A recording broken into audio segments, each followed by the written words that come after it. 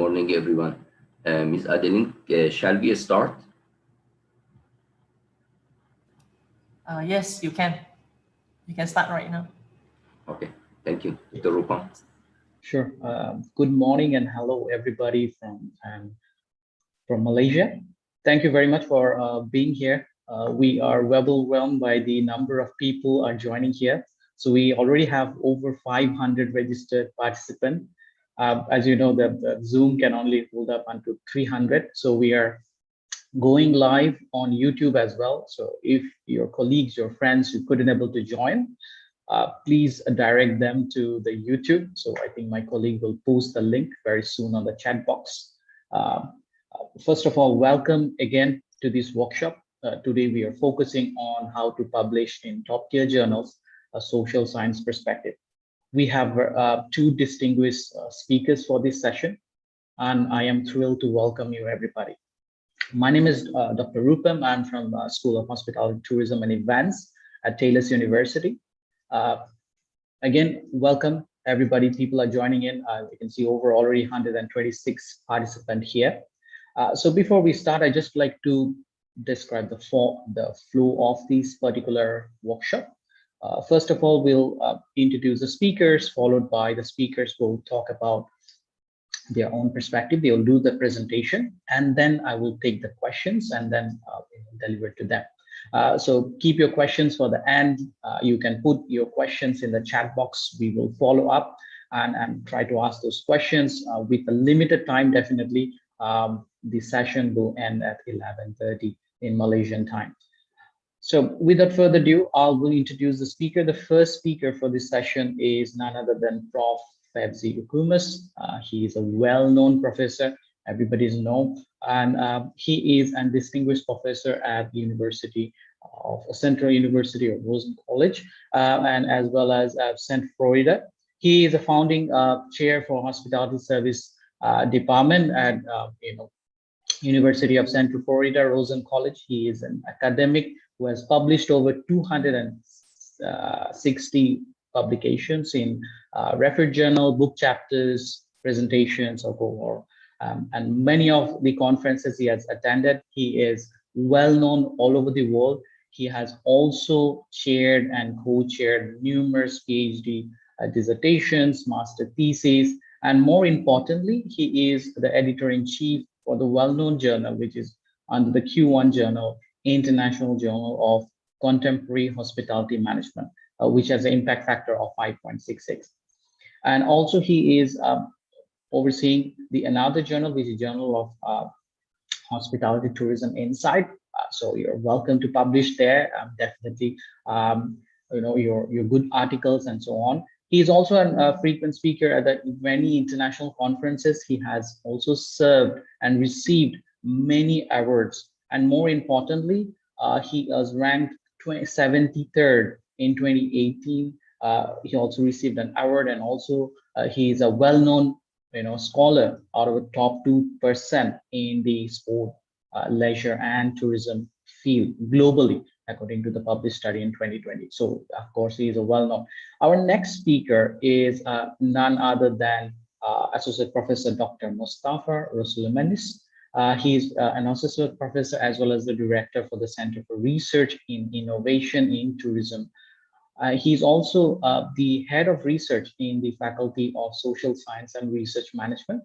His research has focused mainly on sustainable tourism, heritage tourism, urban sustainability, and quantitative advanced data analysis.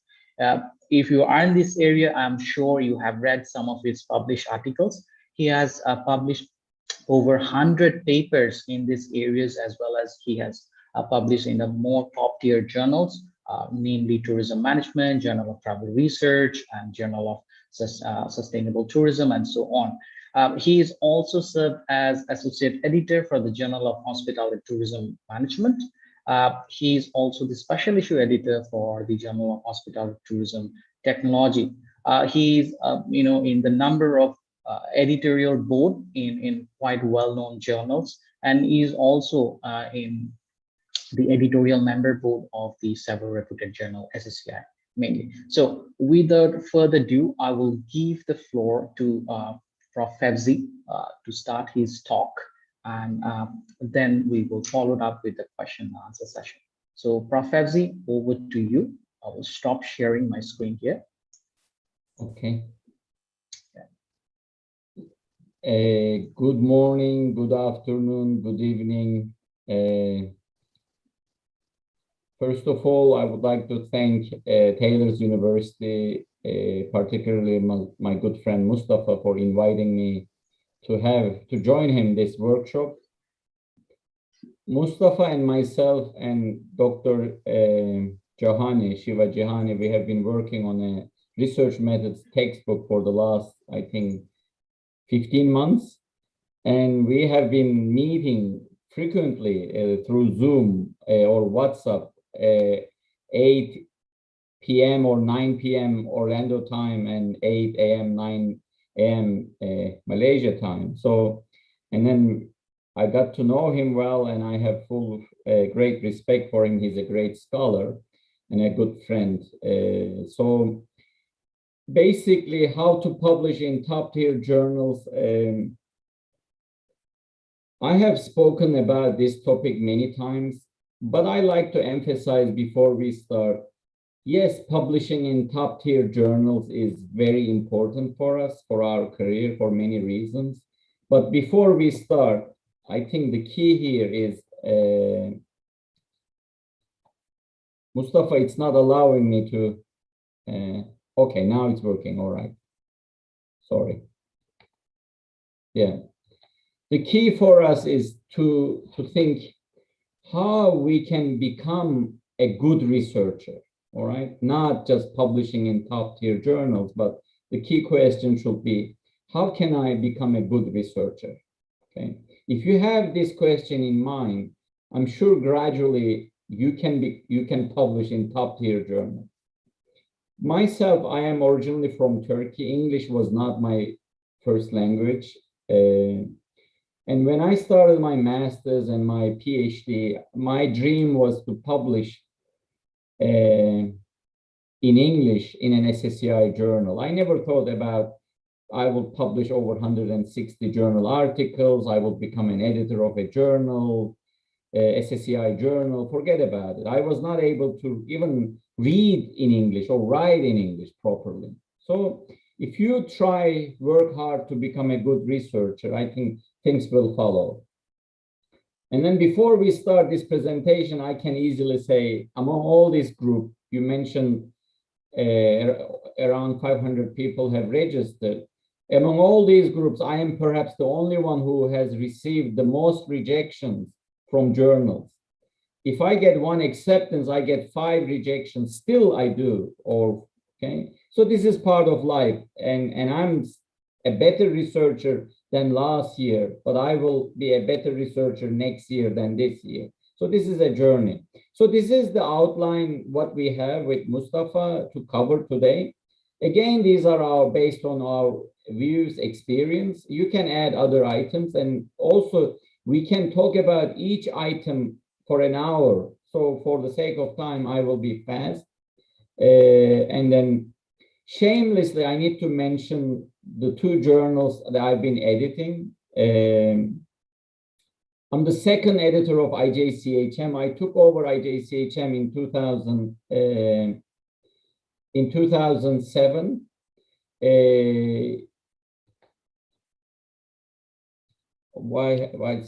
Okay. Basically, we publish anything about management of hospitality and tourism organizations. That's the focus. In 2020, IJCHM received over 1,500 submissions. You're talking about 5 submissions per day, and some submissions go through twice or 3 times. So it's like a factory, a lot of work.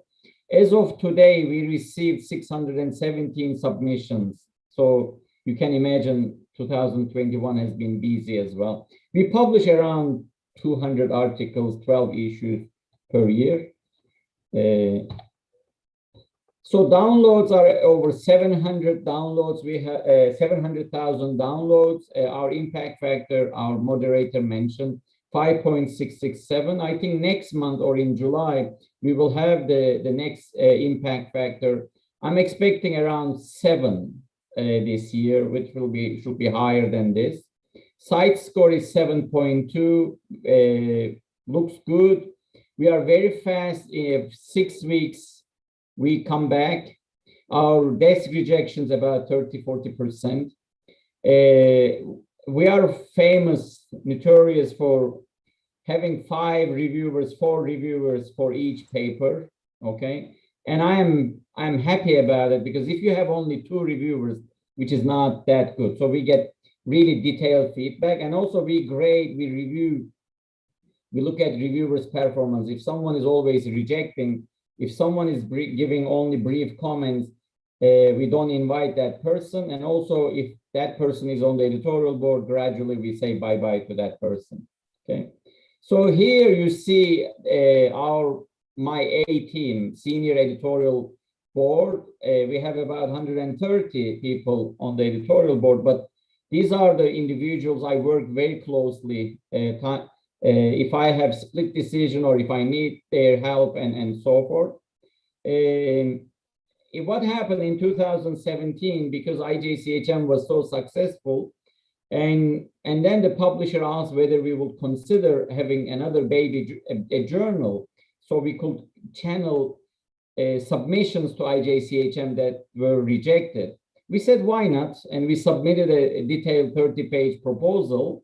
Basically, at that stage, Dr. Matilda van Niekerk was my managing editor of IJCHM. She was my good friend, best friend, and she took the lead. We worked together. We were co-founding editors. Unfortunately, Matilda passed away in 2019 due to cancer. And my goal was to give this journal to her at one point. And after she passed away, I took ownership, and I'm sure if she's watching this presentation, and if her soul is with us, she's looking at and giving me instructions to do what to do, how to do. She was very professional, very skillful. But I will say JHTI has been incredibly successful. Last year, we received 246 submissions. And so far this year, we received 114 submissions. I expect around 300 submissions this year. And it is already in the Scopus Index and Emerging Citation Index. I expect this journal to be an SSCI, I think, very soon, within 1 or 2 years.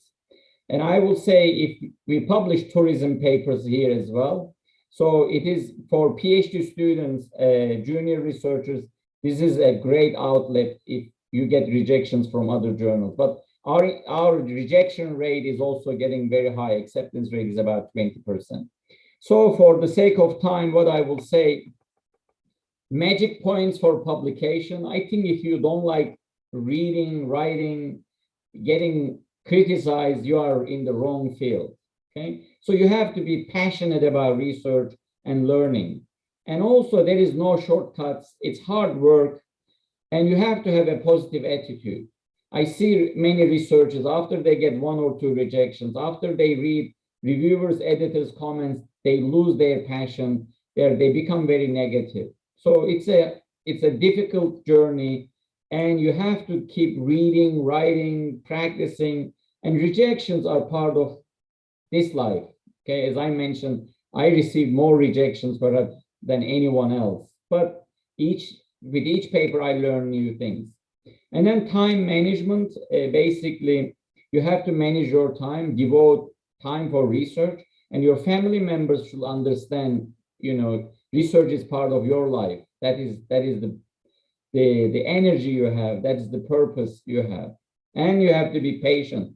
I remember years ago, you may know Professor Perry Hobson. He used to work at Taylor's University, and we have affiliation with Oxford Brookes University. He graduated from Oxford Brookes University years ago. When I was a PhD student, I asked him a dumb, stupid question. I still laugh about it, laugh at myself. I said, Perry, how can I be famous? How many papers I need to publish? Okay. And I'm still laughing about it. And he said, Fevzi, Albert Einstein published just one paper, okay, one research to become famous. And being famous is not that a big deal. It's all about the impact, okay? So you have to be patient, keep learning and moving and so forth. So why should we publish? It's career, getting a job, getting promotions, getting grants, and you're supporting your institution and showing that you know something, you are contributing to the field, to the industry, and to education. So it's all about contribution, making a positive impact. And I love when I work with the industry, when I get a letter, email from someone I don't know saying, I read your book, I read your article, wow, it solved my problem. And I laugh, I say, wow, this is good, at least they are reading, okay? So making an impact is the key here. So this is a funny slide. I must give Matilda credit, I'm still using that. She designed this. So why should we publish? It's all about getting a job, promotion, income, and recognition. And I will say ego as well. Most of academics, we have big egos. We love seeing our names in print. I see people putting on their social media, I published this paper, my citations are this, and I'm ranked this and that. All of us have, I think I would say, some ego and see our rankings and names in published. But people ask me, including my wife, God bless them, my parents, they passed away recently, both of them. They asked me, like, why you are still working, still writing, still working? I'm already a professor. I say, this is my hobby. You know, I don't play golf. I don't have many hobbies apart from walking, exercising, and traveling. Because of COVID, I couldn't travel. But research is my hobby. Teaching, speaking, they are my hobbies. And I'm curious about things, okay? Especially research, solving problems.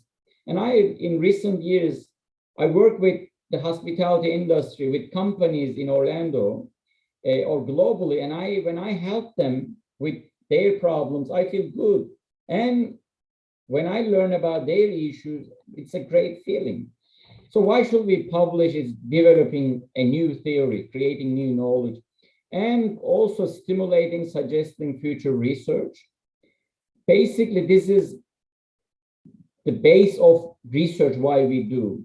And then offer solutions, solve problems, help industry partners, recommend best practices. I think these are applied research, working with the industry. I will tell you, if you are a researcher, if you publish something, you must use it in your classroom, okay? In your PhD class, in your master's class, undergraduate class, or if a seminar, if you're not using your research in your teaching, with your contacts with the industry, your research has no meaning, right? And then again, research is all about enhancing academic programs, how you teach better, how you improve your degree program, how you improve your university's overall ranking. So this is all about research, okay? And I give the floor to Professor Mustafa. Mustafa, have I missed anything during the first session you can add? And I'm sure you are a better speaker than me, and Not I at hand all. over to you. Thank you. Not at all. Thank you very much, Professor Fevzi Kumus, and good morning, good evening, everyone. I can see some familiar faces, familiar names actually here. So we have participants from different countries. Really, today I'm happy to share a stage with Prof. Kumus. It's an honor for me to speak with Prof. Kumus. Actually, I'm presenting to him to correct my mistake because I'm his student. So I really appreciate him to allow me to share this with him. Prof. Fevzi, please, anytime I'm going through different parts. Anything that you think should be added, and any comment or any improvement in my presentation, please come in and add. I'm sure this will improve the flow and Mustafa, presentation. I have one straightforward correction. When I look at scholars globally, you are one of the stars and highly established, especially in quantitative research. You are very impressive, and you are not anymore a rising star, you're a star already. And I really enjoy working with you, and our 2 books coming, research methodology books, will be, I think, one of the best sellers. Yes, we won't make any money, hopefully. but at least that will make a huge contribution. You don't need to be that humble. You are impressive, and I enjoy working with you. It's reality. Thank you. Thank you very much. Okay, so I will take over here from Professor Z to discuss a bit about how prepare our paper to be publishable in a top-tier journal. Actually, we need to consider some criteria to improve quality of our paper to be considered and be publishable in good journals.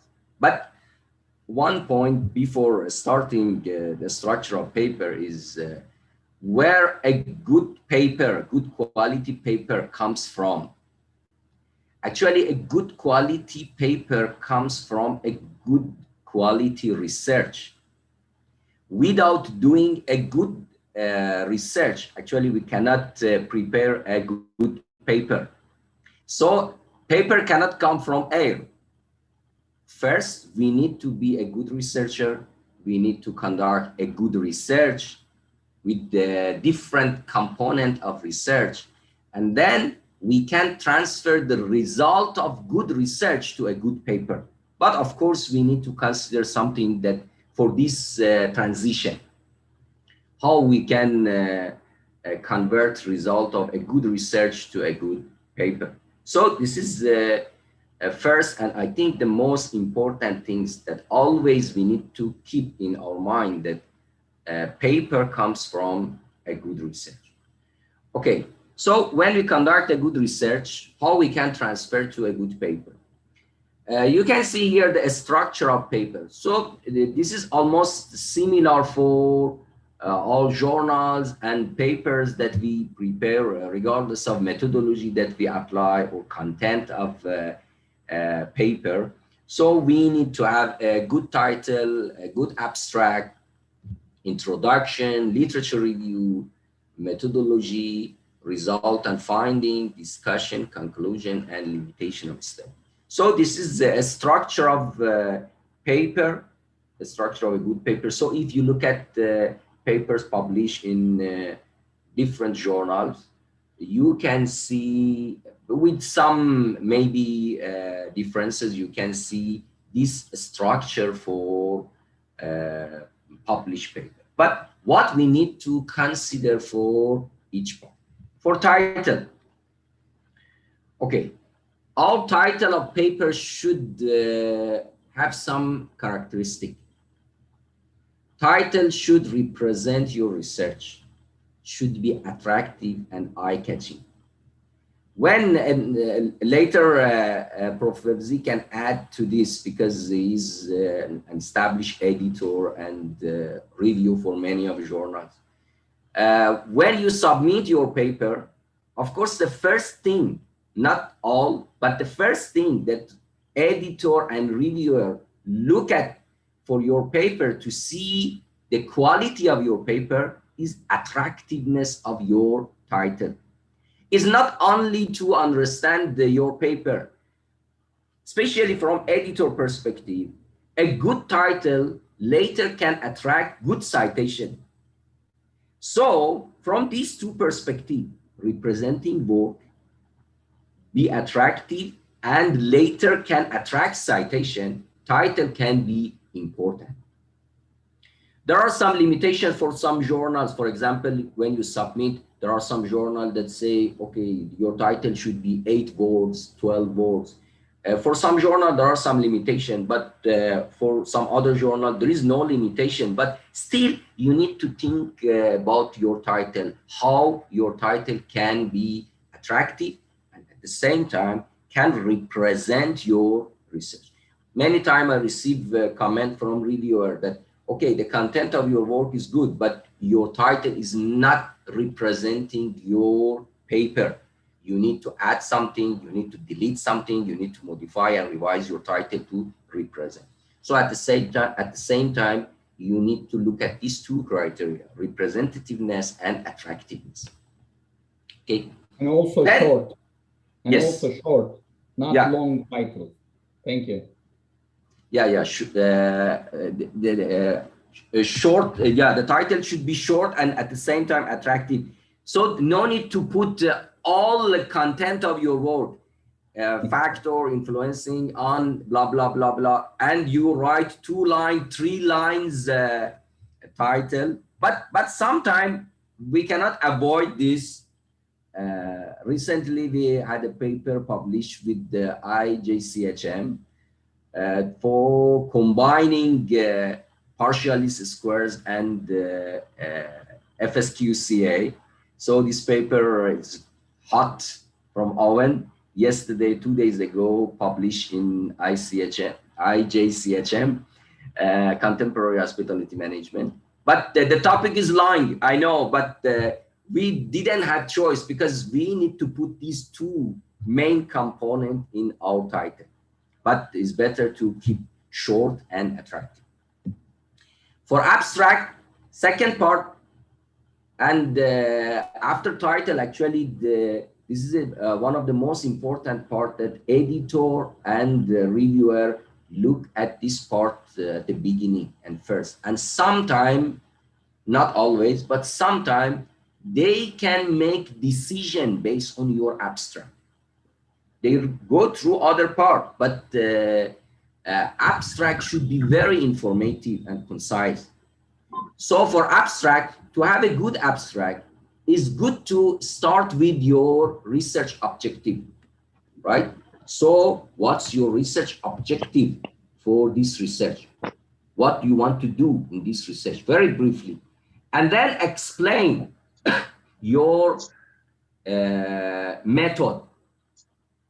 Right? If you look at Emerald structured abstract, you can see different main component and necessary component of abstract. In Emerald structured abstract, you can see purpose, right? So some parts are compulsory: purpose, method and design, finding, and value, original value of your research. Also, there are some other parts like the practical implication, theoretical implication, but it's not compulsory for structured abstract. Actually, this 4 component is here. So in abstract, you have to consider these 4 main components and be very clear about these 4. A research objective, so this is equal to purpose in a structured abstract. Explain study area, sampling, analysis, so this is your method and design. Report key finding, okay, what did you find in your research, in your paper? So you have to report key finding in your abstract, and at the end, you have to explain in abstract what's your contribution and originality of your work. So this compulsory part of a structured abstract in Emerald, but other publisher don't have this structured abstract. You can write in plain way your abstract, but you have to consider these main components. So don't forget to explain about originality and contribution and significance of your work in abstract. So this is after title, this is next part that editor and reviewer decide about your paper, right? So it's very important here to highlight your contribution. Next part of paper is introduction.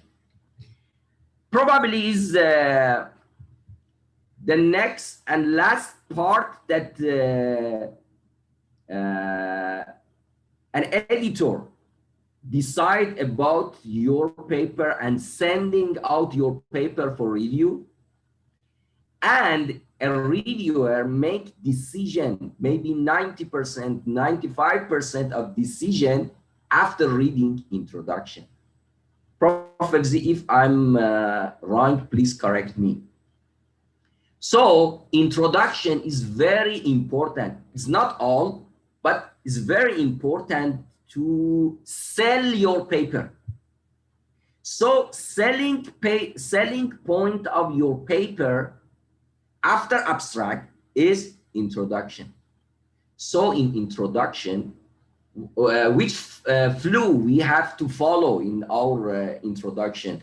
Of course, in introduction, always we start very brief background of, but background related to our topic. But this background is useful to highlight and identify and explain problem and gap.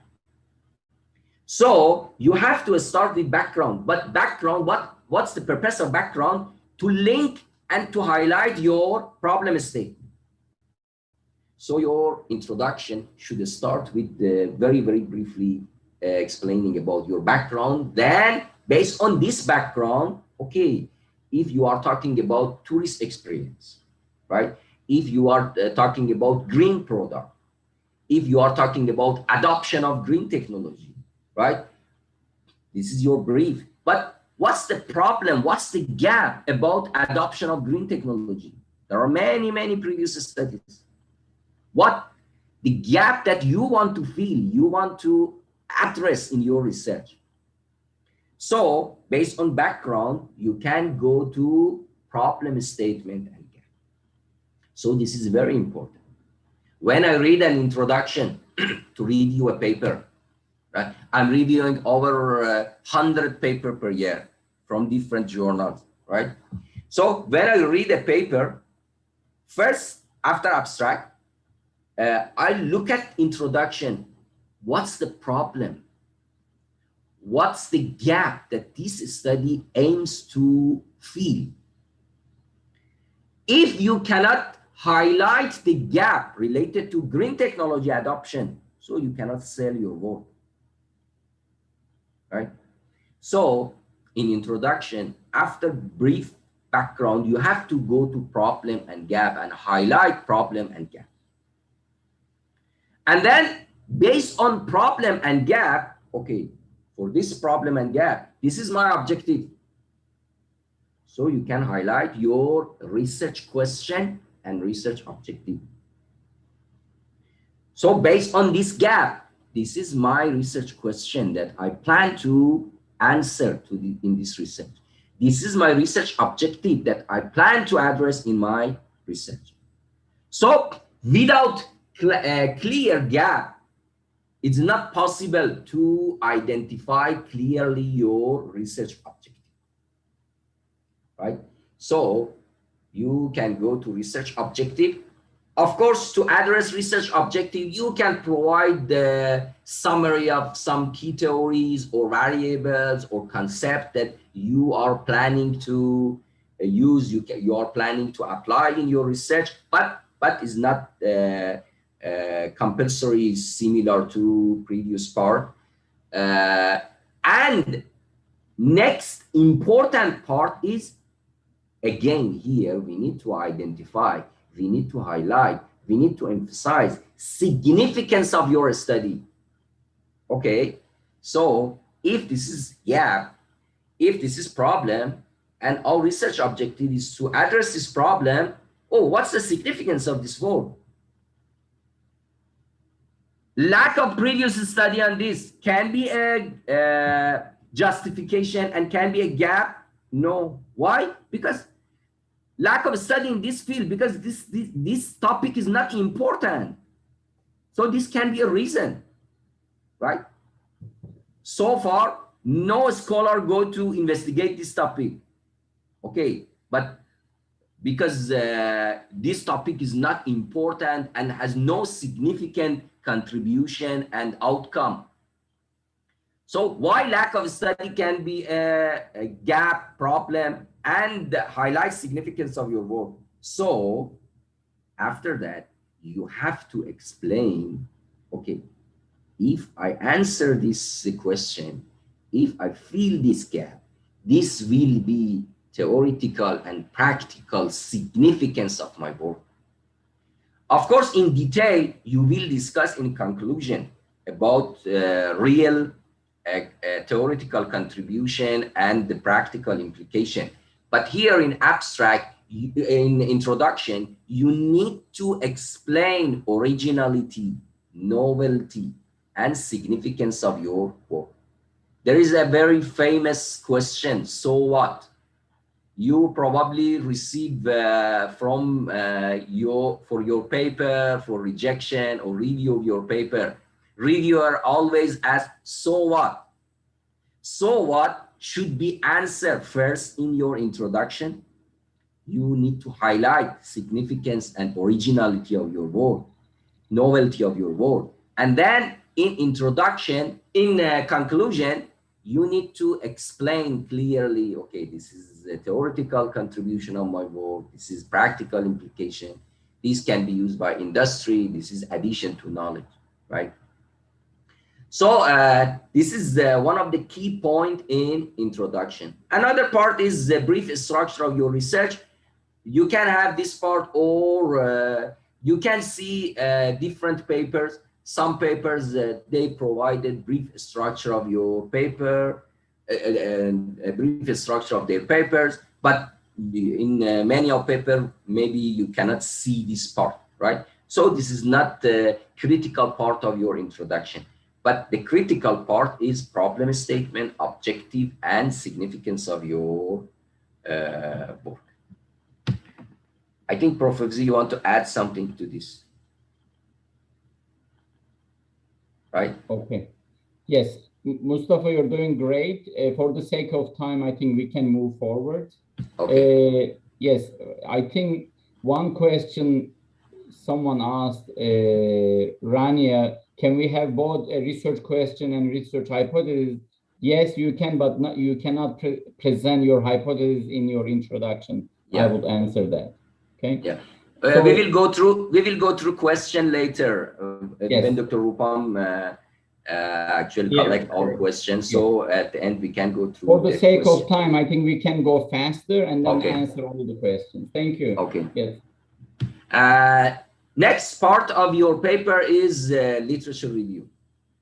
So in all papers, especially for social science, for science discipline, for medicine, for engineering, you might not see this part.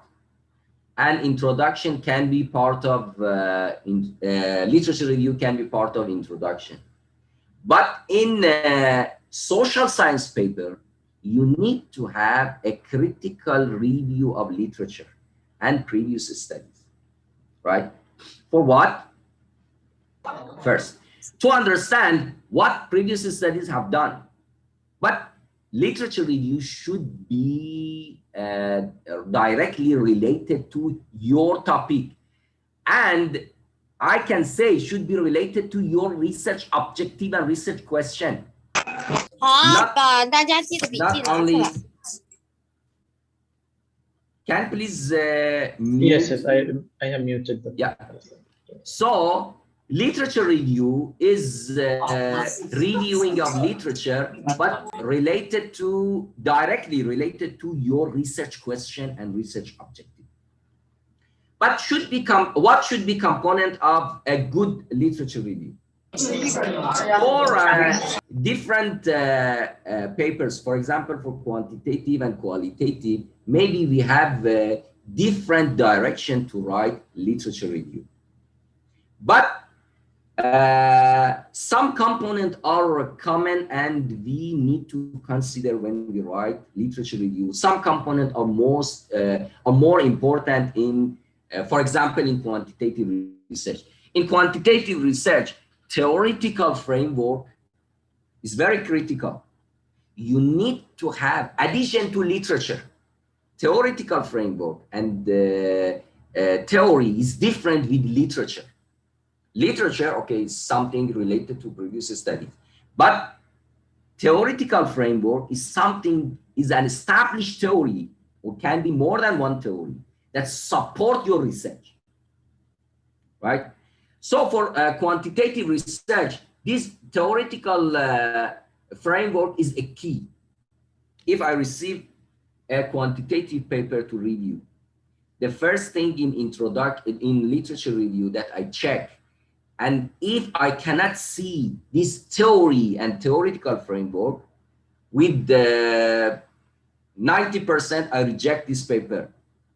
Because for quantitative research, it's not possible to develop conceptual framework and conceptual model without theory. We cannot only base on empirical previous studies develop our hypothesis and conceptual framework, right? So theoretical framework is a key in quantitative research. What's the reason? Because, you know, when we follow quantitative research, actually our reasoning is deductive reasoning. In deductive reasoning, we start from theory, and based on data that we collect, we want to test, we want to confirm, we want to develop, we want to extend existing theory. So deductive reasoning, theoretical part, and theory is a starting point. So how can we develop a quantitative research without theoretical framework, without an established theory? But for inductive reasoning, for qualitative research, I know we start from data and we are supposed to develop theory at the end of our research. So for inductive reasoning, maybe we don't have theory at the beginning because theory is not starting point for inductive research and for qualitative research, but for quantitative research is a key and very important. So for quantitative research, we need to have theoretical framework. And this theoretical framework include measurement and structural theory. Measurement means if you have a few variables, how did you develop, how did you measure these variables, right? If you have tourist experience in your work, what's the meaning of tourist experience? How you measure this tourist experience in your work? So we need measurement theory and structural theory. A structural theory refers to relationship between variables, right? So this is for quantitative research. But for qualitative, is not, we can have parent theory, we can have a theory as an umbrella for your research, but it's not very connected to your work. But for quantitative, if you develop H1, hypothesis 1, this hypothesis 1 should be supported by theory, right? So it's very complex, very critical, the role of theory. But for qualitative, in literature review, linked to our research objective and question, we need to explain different concepts that we have, but in direct link to your research objective and question. Next part is methodology. Your method should be robust. So rigorousness is a critical part of your methodology, regardless of method that you apply. If you apply quantitative, you have to be rigorous and robust in your qualitative method. If you apply quantitative, you need to be rigorous for your quantitative, right? And the mixed method. So we have different criteria to assess rigorousness of quantitative, qualitative, and mixed method research. For mixed method, you have to identify For each one, you need to justify, right? First, why quantitative method is suitable for your research? Why qualitative is suitable to address your research question, right? And why mixed method? And if you go for mixed method, what design of mixed method you apply? Your mixed method is exploratory sequential, is the concurrent method, how you combine qualitative and quantitative. So you need to explain very clearly justification and design of your method in your methodology part, and then a strategy to collect data. If you apply quantitative method, how did you collect your data? What's the sampling method? Who are, what's your population? Why this population? Why this sampling method? Why this sample size? Right?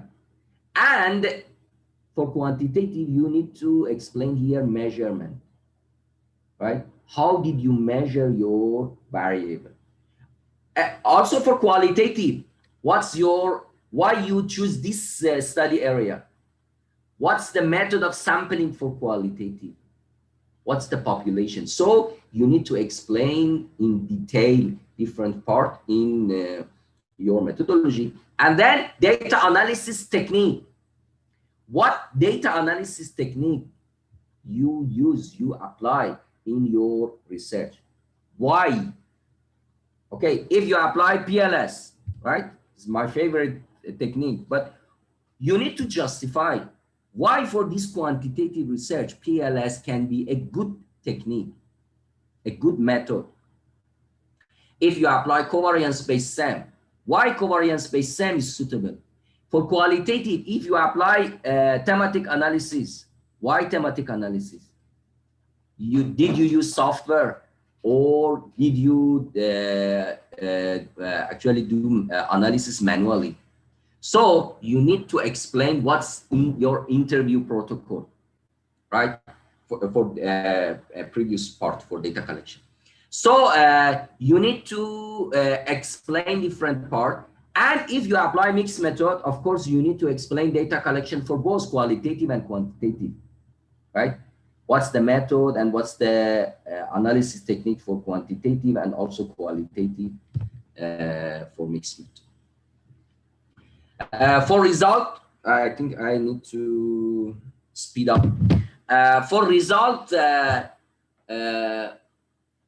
you need to apply recent published paper and standard and guideline to report results of your analysis and your finding. If you apply again, if you apply PLS-SEM, right? So how did you report your result? What criteria did you report? So did you use a recent guideline to report your result?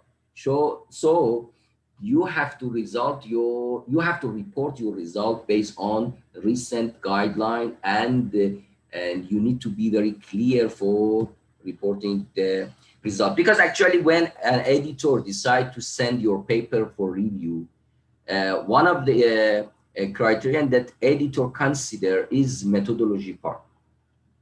So if your paper is a quantitative paper, definitely your paper will be sent out to someone that are good in quantitative method. And if you apply a specific method, you apply SEM. So editor sent to someone that already published good number of paper using SEM. So they are good in technique and method. So they will check the way that you reported result, right? So you have to apply and use recent guideline for reporting your result. Discussion part is the next part. Some journal ask you, some editor ask you, and this is guideline of some journal that combine discussion and conclusion. But some journal actually doesn't like this combination. Some reviewers don't like this combination of discussion and conclusion. So I had this experience that I combined these two and submitted my paper to a journal, and later reviewer asked me to split these two parts.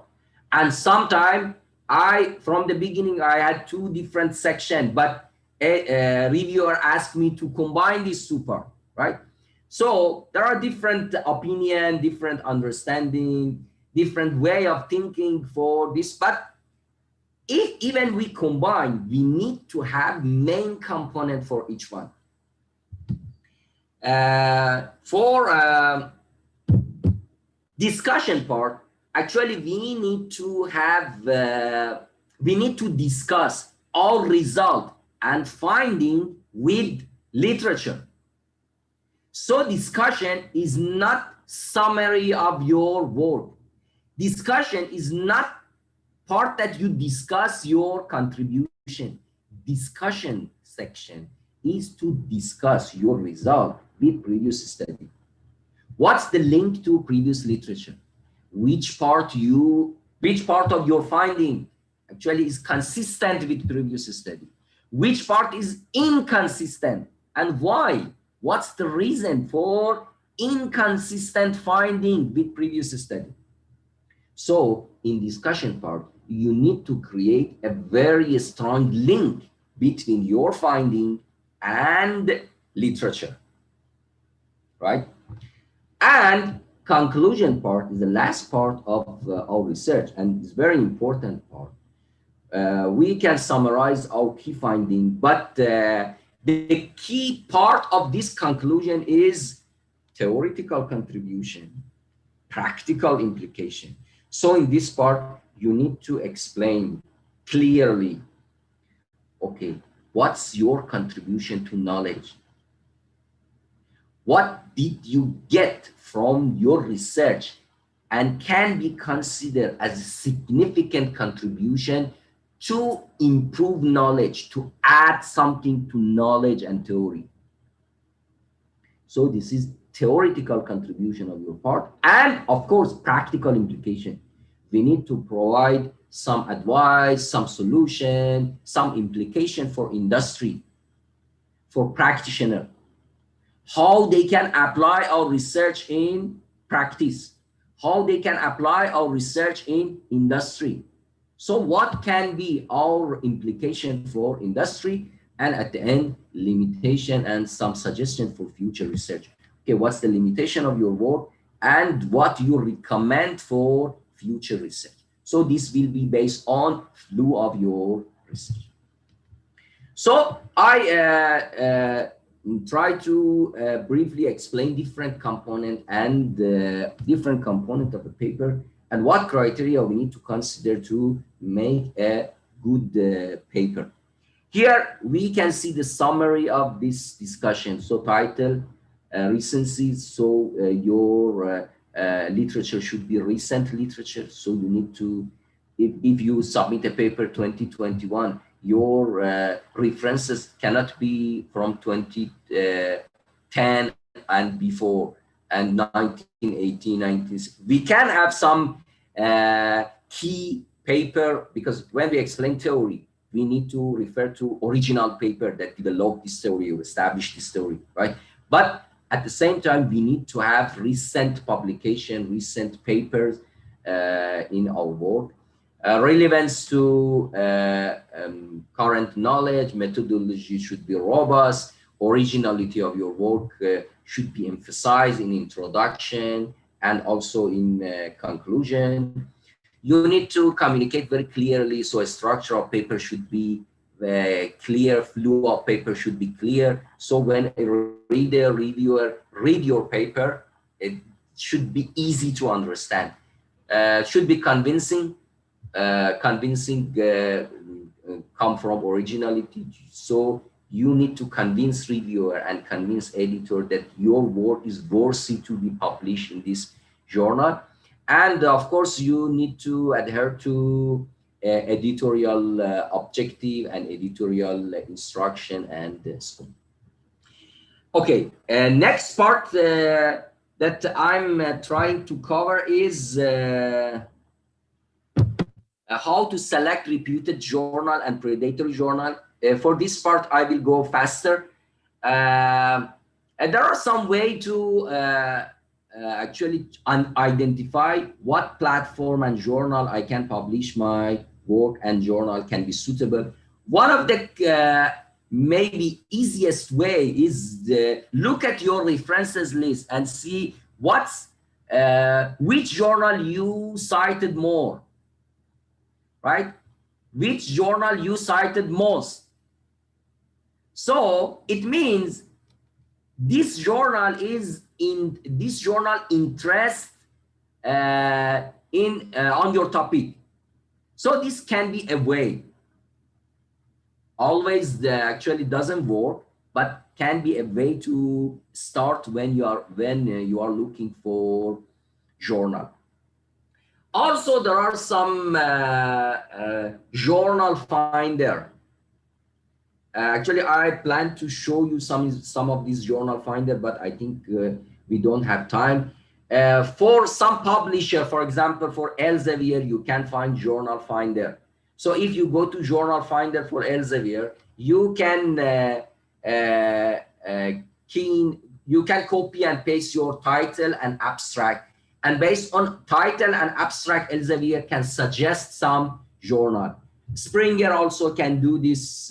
Also in Wiley and Taylor Francis, we have this journal suggester or journal finder. In Emerald, based on my knowledge, we don't have this journal finder and suggester, but you can use this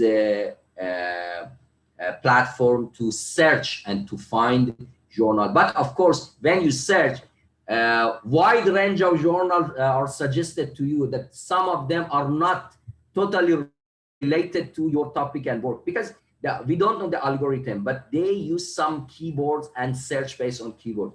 So you should be very mindful, and from the list that journals suggest to you, you have to pick up some most relevant to your work. Another thing that we can consider when we select a journal is indexing system and metrics and reputation of journal. You know, we have a different indexing system that at least can provide the minimum standard for quality of journal, so you can rely on their evaluation. So this can be a good way to identify reputed journal and distinguish between reputed and predatory journal. Okay, one can be actually indexed in Clarivate Analytics. Before was Thomson Reuters and Web of Science. So we have different indexing system under Clarivate, SSCI, Social Science Citation Index. So this is common for social science journal with impact factor. SCI is for science journal. ESCI is emerging citation index, if I'm not mistaken. So this is journal with without impact factor. So, but you have to be careful about this ESCI, because we have sometimes we have some paper indexed in ESCI, but still those paper are not reliable paper. Journals are not reliable journal, and maybe it's not good to publish. Another one is Scopus. So Scopus is another indexing system. If we want to go through this different system, I think we need one separate workshop to go through this predatory and reputed journal and this indexing system. Takes a long time, but just here I wanted to introduce this indexing system and some minimum criteria for assessment of quality of journal. So Scopus also is the indexing system, so you can see and you can search to find the journal under Scopus in different categories. But as I said, for ESCI, even for SSCI, it's not, you have to be mindful and think based on some other criteria for not only based on indexing system. Even we have some SSCI journal, but I believe those SSCI journals still are predatory journals. Why? Later I will explain, right? Recently, a paper published by Nature based on another paper published in another journal in early of 2021.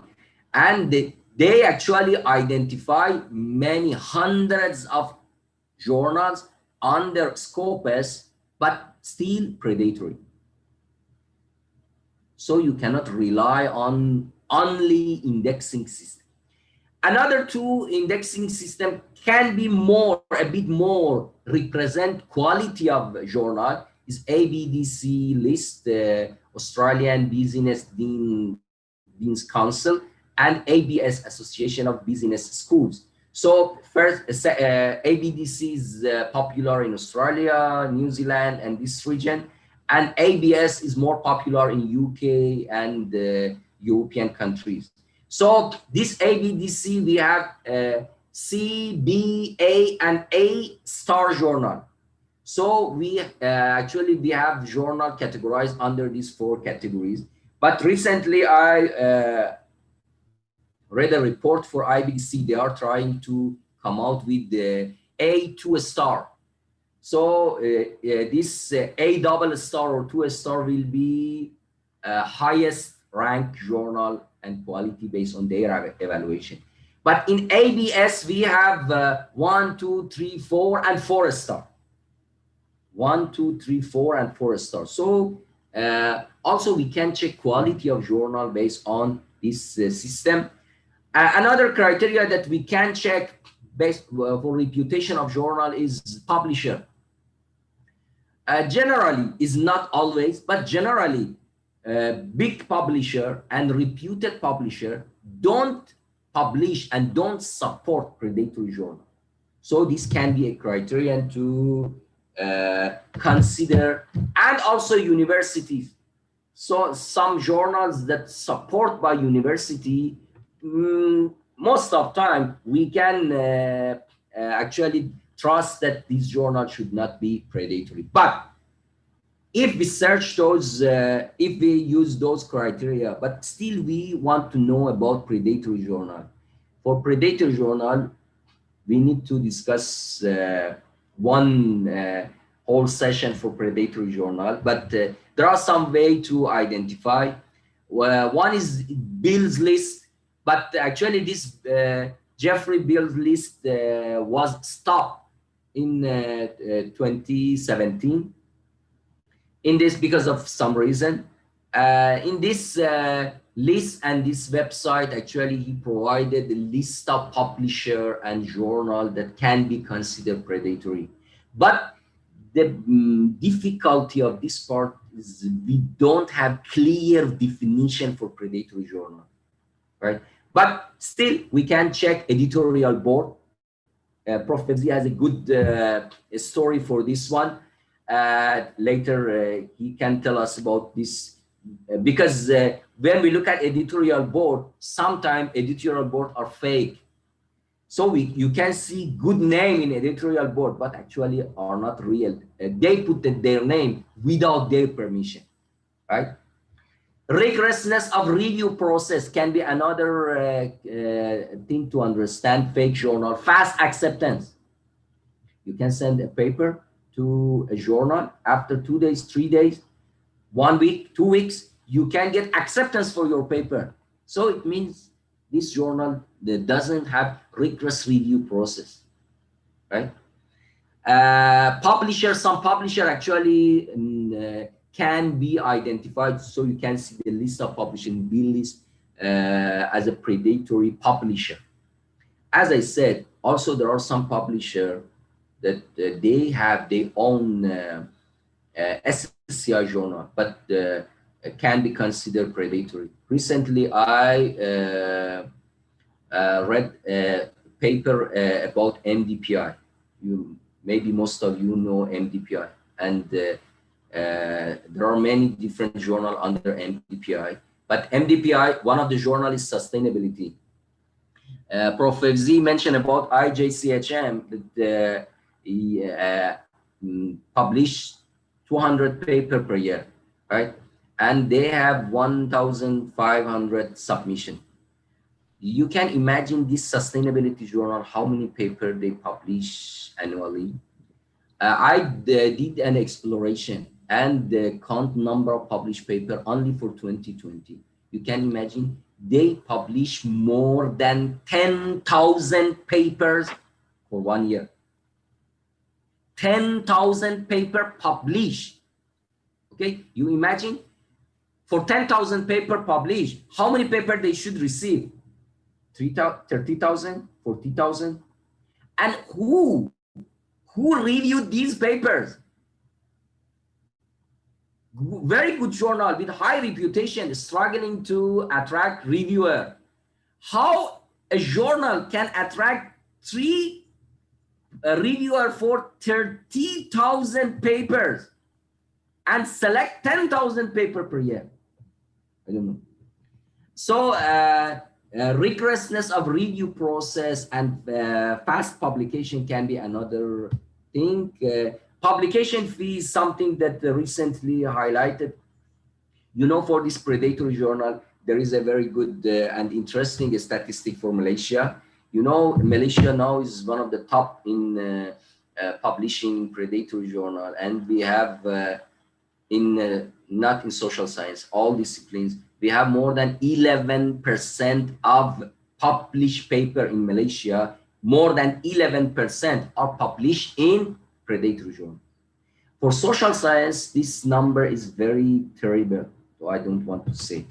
So when you shortlist the journal, you can go through aim and scope of journal, recent published papers, and a taste of journal. You can check taste of journal, special issue. Taste of journal, how we can check? Some journals are interested to quantitative, some journals are interested in qualitative, mixed method, and some journals actually accept the both and the different methodology. But when we have experience or when we work with some colleague, we can get taste of journal. And the last part is submission process. Very briefly, when you prepare your paper, you have to go through submission process. There are different submission process and platform for journal. Most of publishers use Scholar One Manuscripts, Sage, Emerald, Springer, Wiley. Taylor and Francis recently started to develop its own submission system. So in each, Elsevier has editorial manager, Inter Science, and IJI Global has their own submission system, and there are some other submission system. But the first thing, you need to go through journal and see what's the submission process, create your account, and there are clear steps for submission, so you can go through different steps for submission. Thank you, and I think I took a lot of time. Sorry, Prof. Okomus. I think this part will be taken over by Prof. Okomus, how to communicate with the editor. Yes, Mustafa, great content. I have some notes about some of the things you said, just to add. There's one question, length of introduction. I think maximum it shouldn't be more than 3 pages. If it is more than 3 pages, I get tired. And yes, introduction, abstract, titles are all very attractive. We editors and reviewers look at those first, and they determine. Literature review, it's not trying to cite every previous research. It's all about the synthesis. What is the gap? What is your theory? What is your story? And how the theory has evolved over the years? Who found what? And then where we are now in showing the gap as well. And then in terms of methodology, you covered all main points, but what we are trying to show, if someone follows your footsteps in your methodology, either mixed mode or single method, let's say, whether we can reach the same conclusions, whether it's replicable, and then we can reach same or similar results. And these are the things. How to communicate with editors. Thank you, Prof. Basically, to add this one. It's very Yes, thank important you. point. No, I'm sure there are some great questions in the chat. Basically, as an editor, by the way, I said 617 submissions, 16 submissions as of today. During the session, we received another 3 submissions for the last hour. I get receiving emails. This is crazy. So I don't personally look at the cover letter, but sometimes I really look at if I don't understand the paper. So cover letters are important, but not the most important thing. And my assistant editors, associate editors, they look at the cover letter, and then I get emails. I like the emails to the point, not lengthy emails saying, I'm submitting this paper, this is the contribution, what do you think? Or can I submit this paper? And I get messages through LinkedIn, email, social media, Facebook, but sometimes it's getting really too much, getting emails from all social media accounts. And then the best way is to approach editors is conferences and seminars, workshops like this. I have met many editorial board members during conferences and many of our authors at conferences. So unfortunately, because of COVID, we don't have real face-to-face conferences, but conferences are the best to catch an editor and explain what your research is all about and how you can contribute. I think there are multiple ways, but messages be short. Your message should be short, crispy, and to the point, all right? And professional when you write to the editors. I get emails like yelling at me in a way, why the reviewers and myself have not responded to his paper, why we are still not giving the author's feedback. It's only 2 weeks, 3 weeks, okay? Even if we are late, if you send a nasty, rude email to me, I already have many things to handle, and I will not be happy with such an email.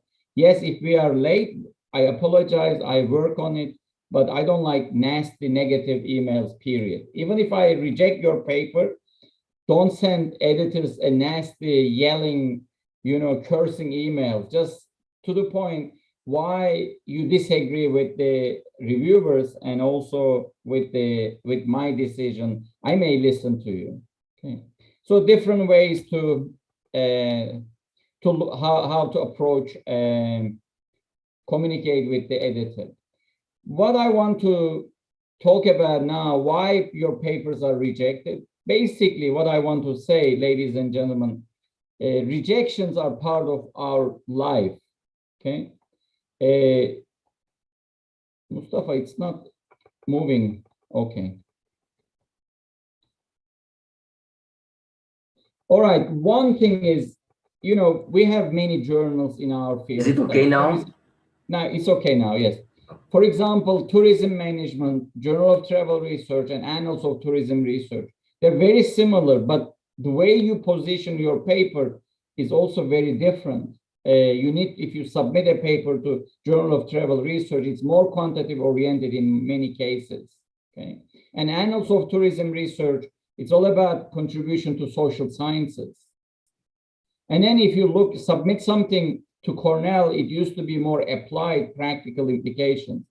So think about the journal, how you position it. I think IJCHM and IJHM are very similar in a way, but still you have to show your theoretical contribution. So it's the so what question. It's all about, I see a lot of authors are very anxious, not patient enough.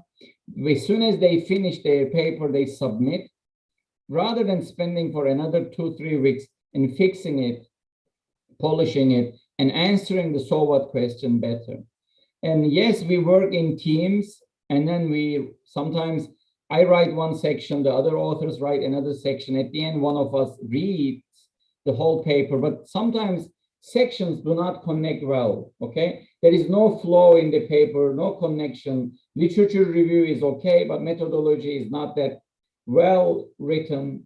And then discussions don't refer to, as Mustafa said, the theory is the gap and so forth. So it's all about connecting all the sections and having a clear story and a flow. And in introduction, as Mustafa said, you have to highlight the gap, why we are doing this research. And you promise everything. You say, we are going to cure cancer with this paper. And at the end, when you read the discussion and conclusions, like you promise everything, but I don't see anything here, any contribution. What is new here? Okay. So it's all about what you're delivering. And outdated literature review, yes. Outdated literature review. What we see is we finish our PhD or we do literature review. And then what happens is 2 years pass, we collect data, and we don't go back often and update the recent research, recent literature, especially with PhD thesis dissertations, I see that. So when you're submitting, add current references from reputable journals, top journals, not in hospitality and tourism, but in all sciences, okay?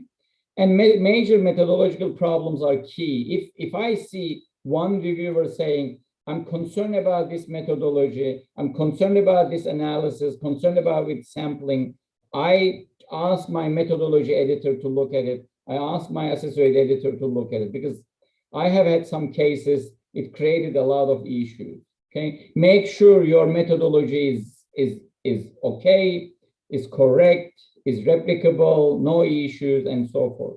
And as I mentioned, I'm not a native speaker, and many of us are not native speakers. We write and try to publish in English, but make sure your article is readable, is well written, and is understandable, it's clear. If possible, work with an editor and so forth, right? You can ask colleagues as well. Never ask an editor to correct your paper, okay?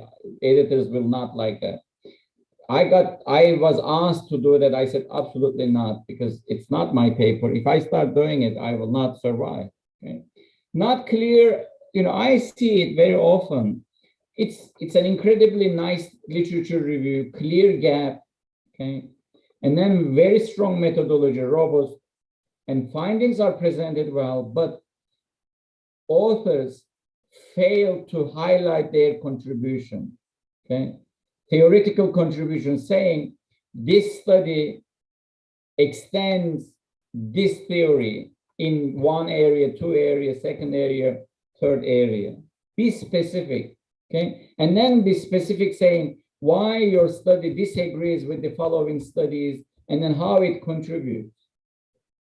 So this requires really some critical thinking, going for a walk, and then perhaps sleeping over the paper for a couple of days and looking at it. And also look at the best paper published recently and how your paper is different and better than that. When in my early career, I always looked at the best papers published in strategic management in my area.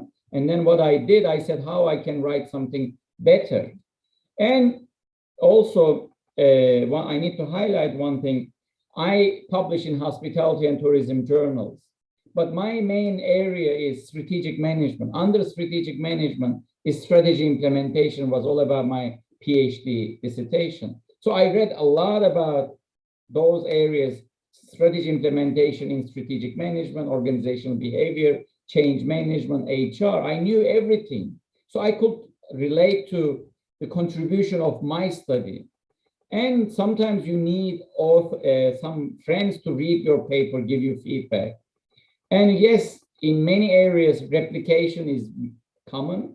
Most of studies in hospitality and tourism, I will say, even other similar fields, marketing, strategic management, a lot of replication studies, which is fine. But if your replication study is not making any contribution, it finds the same thing. So what? Why are we publishing? Okay. So make sure if you're replicating, show you're extending in one area, second area, third area. and your methodology is different, your methodology is better, and so forth. And next one is plagiarism, including self-plagiarism. I am getting a lot of issues with this, ladies and gentlemen. Make sure you run your paper through Identicate. Make sure you do not copy and paste sections from other studies, including your own. Give references fully. I tell you, even with my best friends, if I write papers, even with my PhD students, okay, what I do, I still run that paper. I trust them 100%, but I still run that paper through Identicate.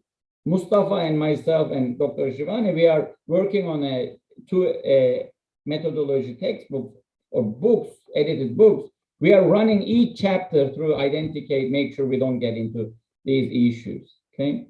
Yes, one more thing, we published multiple papers from a single project, but make sure that they are not salami publishing, okay? So each paper is different and makes a unique contribution. It's not really a minor contribution. And also, we are all trying to tell stories. We are storytellers. What is your story? Okay, if you were to explain me your paper in 2 minutes, what is your contribution? This is the key here. And one more thing is, have not responded to the reviewers' comments. You know, to review a paper, I spend 2-3 hours. Some people spend half day, and then you totally ignore those comments, which is not really professional. So make sure you fully respond all the reviewers' comments, even if they are not 100% right.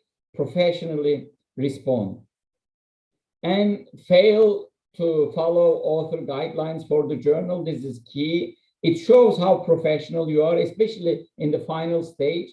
Really, editors don't have time to point out each issue one by one. There are some non-fatal errors like formatting issues, title content misfit, long title, grammatical errors, spelling errors, missing references. I tell you, these are not important if you have only one. But if you have multiple of these, and I will say, the authors are not professional, okay? This is really key. And again, too many references, or few references, and putting your identity, making sure that, you know, the reviewers, editors know who you are. That's not good. And tables and figures are missing. And I get this, sending it to the wrong editor, journal. Like, I get this, like, we are submitting this paper. Dear Professor Rivera, we are submitting this paper to Journal of Hospitality and Tourism Research. I'm like, I'm not Professor Rivera, and Professor Rivera is not the editor of the Journal of Hospitality and Tourism Research. And I'm like, what the hell is going on? So they're rushing, they're not doing their homework. Abstract is missing, different writing styles, and so forth. So do your homework, submit your paper 1 day later, 2 days later, 1 week later, but do your homework, okay?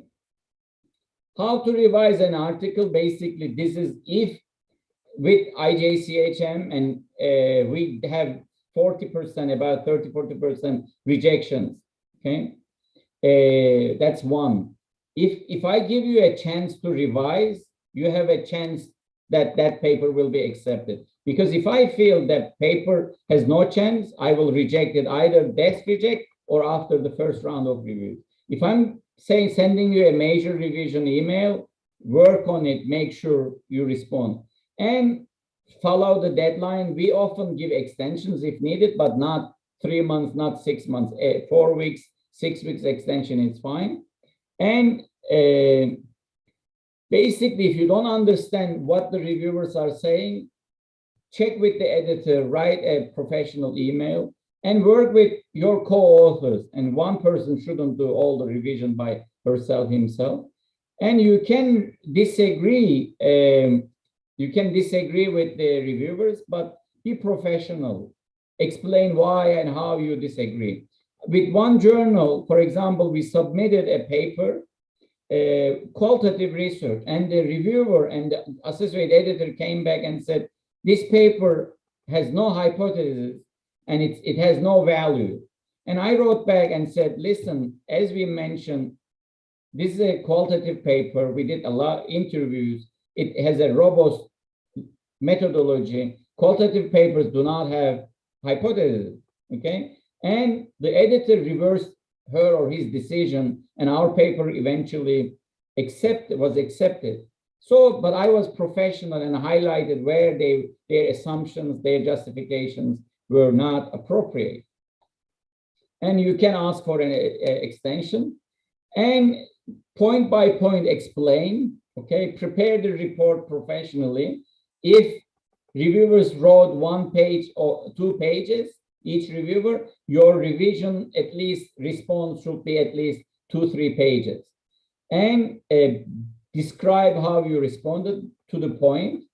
And also, this is what I developed. Many journals use something similar. Left-hand side, what the reviewer is saying. Right-hand side, right column, you explain, refer to the page number, and then highlight.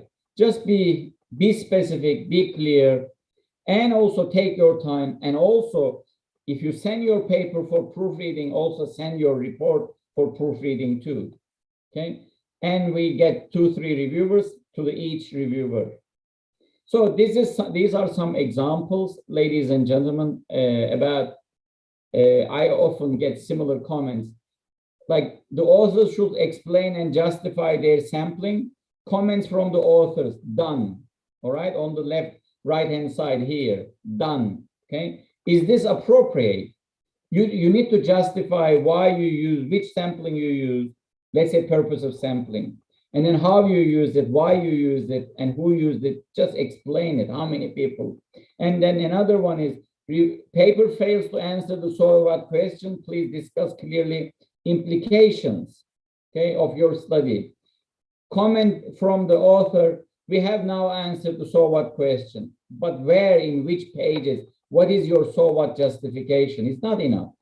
And then basically revising your article, try to do more than the reviewers have asked. Admit if the reviewers catch your errors, saying, I'm sorry, we are sorry, we missed that, thank you. If you can overcome these errors, limitations, explain. I tell you, if your paper is rejected from journal A, and you submit that paper without revising to another journal, either you will get similar comments or your paper may be sent to the same reviewer, okay? I get a lot of reviews from journals related to strategic management. If I reject one paper in, from journal A, and then the same paper comes back to me 2 months later from another journal, the authors never revised their paper, okay?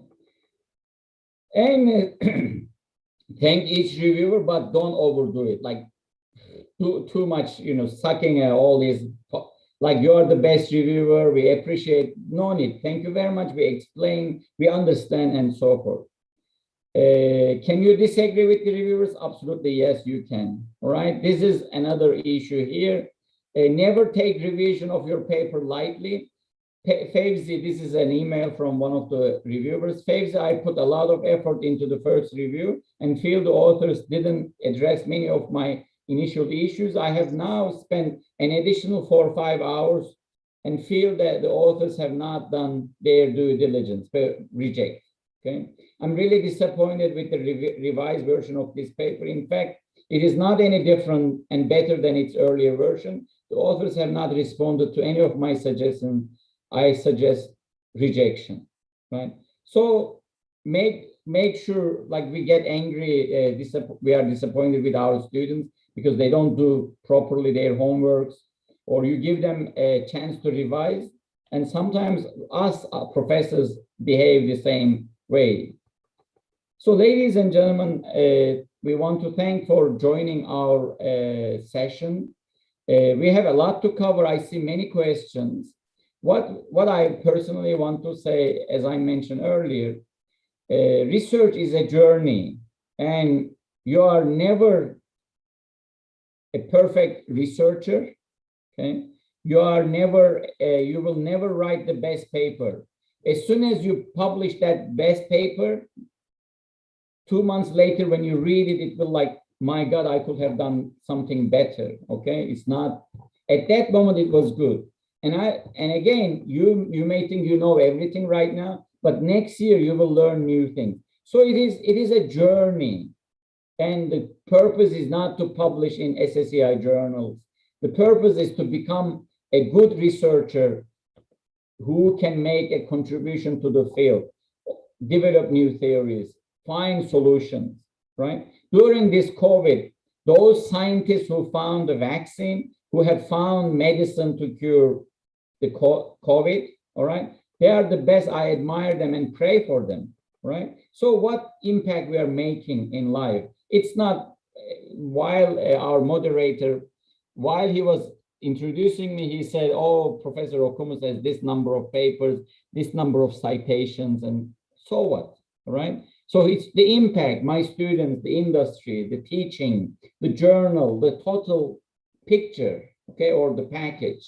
Think about yourself and how you can become a good, outstanding scholar who publishes relevant, good papers in good journals, has good research students, PhD students, and good master students, undergraduate students. They work in the industry, in the field. They contribute to the society. And you work at a college, university, you serve on committees. You're a positive person, solve problems. I think it's the total package, I will say. Mustafa, I think we have some questions, and you can say a few, I think, some words, and then we try to answer their questions. You answer all the difficult questions. I will answer all the easy questions, okay? Okay, if you agree, I think the concluding remark and comment from you was very comprehensive. So we can go to a question, and Dr. Rupam can start the Q&A session, and we can answer some of the questions based on it. Sure. Thank you. I think Prof. Febzi already summarized for me. It's the best way to summarize it. It's all depends on being the rightful researcher, looking at your impact, what you're creating for a longer term, rather than just becoming a publishing machine. So I have a few questions actually in the chat box that I have collected. Maybe I'll just go through from the top to bottom. The first question is from, first of all, I mean, if I mispronounce your name, please don't be mindful about it. MP Low, it's the question is about, for the robustness of the research, are we expect to use latest development of, or the latest tools, in example like PLS and NCA weighted PLS and so on in my research? And assuming in the past the research has used just quantitative, I mean maybe he's trying to mean like basic quantitative, while my research is I use mixed method with justification, will it consider as contribution? Yeah, so.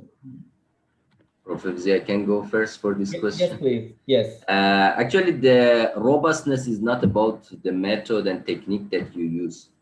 The method and technique depends on your research objective. So you have to identify the most suitable method to address your research objective. If your research objective can be addressed, first justify that your research objective, a research question, is a significant research question.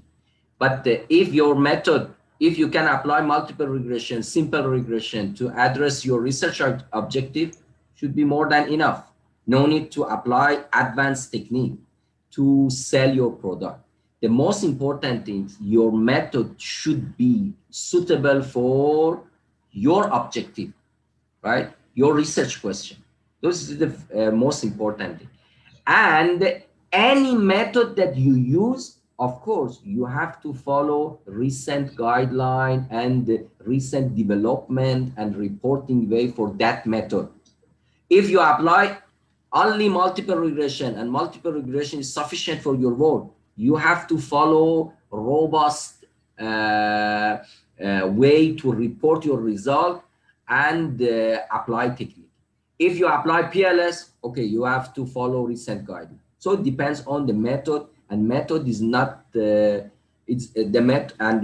is actually based on your research objective and question. And one more thing, robustness is not only about technique that you apply. Robustness of method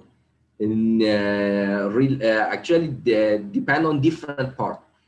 To do a robust quantitative research, you have to justify application of quantitative. You need to explain clearly your data collection, population, sampling method, sample size, justification for technique. So you need to cover all these steps to make your methodology robust.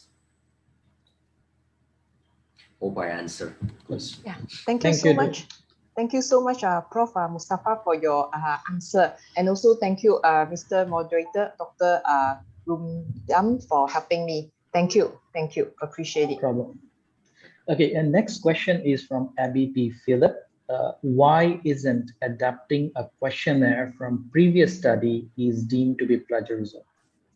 I mean, what you're trying to mean is probably when you are adapting a questionnaire from the previous study, why isn't it considered as a plagiarism? I would say, first of all, you are giving full reference to that study, okay? That scale, you are fully acknowledging it. Plagiarism is you present something which is not your idea and you don't give any references, okay? That is the purpose. You are fully acknowledging that study, that scale was developed by this person and extended, revised by the next person, and you're using it and extending it, adding a new dimension. So this is your contribution, okay? So we don't see it as a plagiarism because you are acknowledging, giving references professionally and appropriately. Thank you, Prof. Okay, so next question is from Keith Leon. For mixed method, need to have both hypothesis and research question, or only hypothesis will do? Hypothesis and research question are in two different levels, right? Research question and research objective is the direction of your work. So for mixed method, qualitative, quantitative, we need to have research objective and research question, or either research objective or a research question. But hypothesis comes on after in different level. Only for quantitative, yeah, we need to have hypothesis, but for qualitative, we cannot have hypothesis. And also for some mixed method research, it's not possible to have hypothesis. For example, if we apply mixed method to develop an scale, right, new scale. So first we apply qualitative, do interview, focus group to develop pool of items. And then we collect data to assess, to validate, and check the validity and reliability of this scale. So this is for quantitative phase. So for qualitative and quantitative, we apply both, but we don't have any hypothesis for this study, right? In some studies, you may have two separate sections. One, I've seen it, one literature review for your qualitative research, and they call it study one. And then you move to explain your methodology, present your findings, have discussion, and they say study two. Again, brief literature review, hypothesis, and then methodology, and then results. At the end, you have a general overall discussion, implications, and conclusions.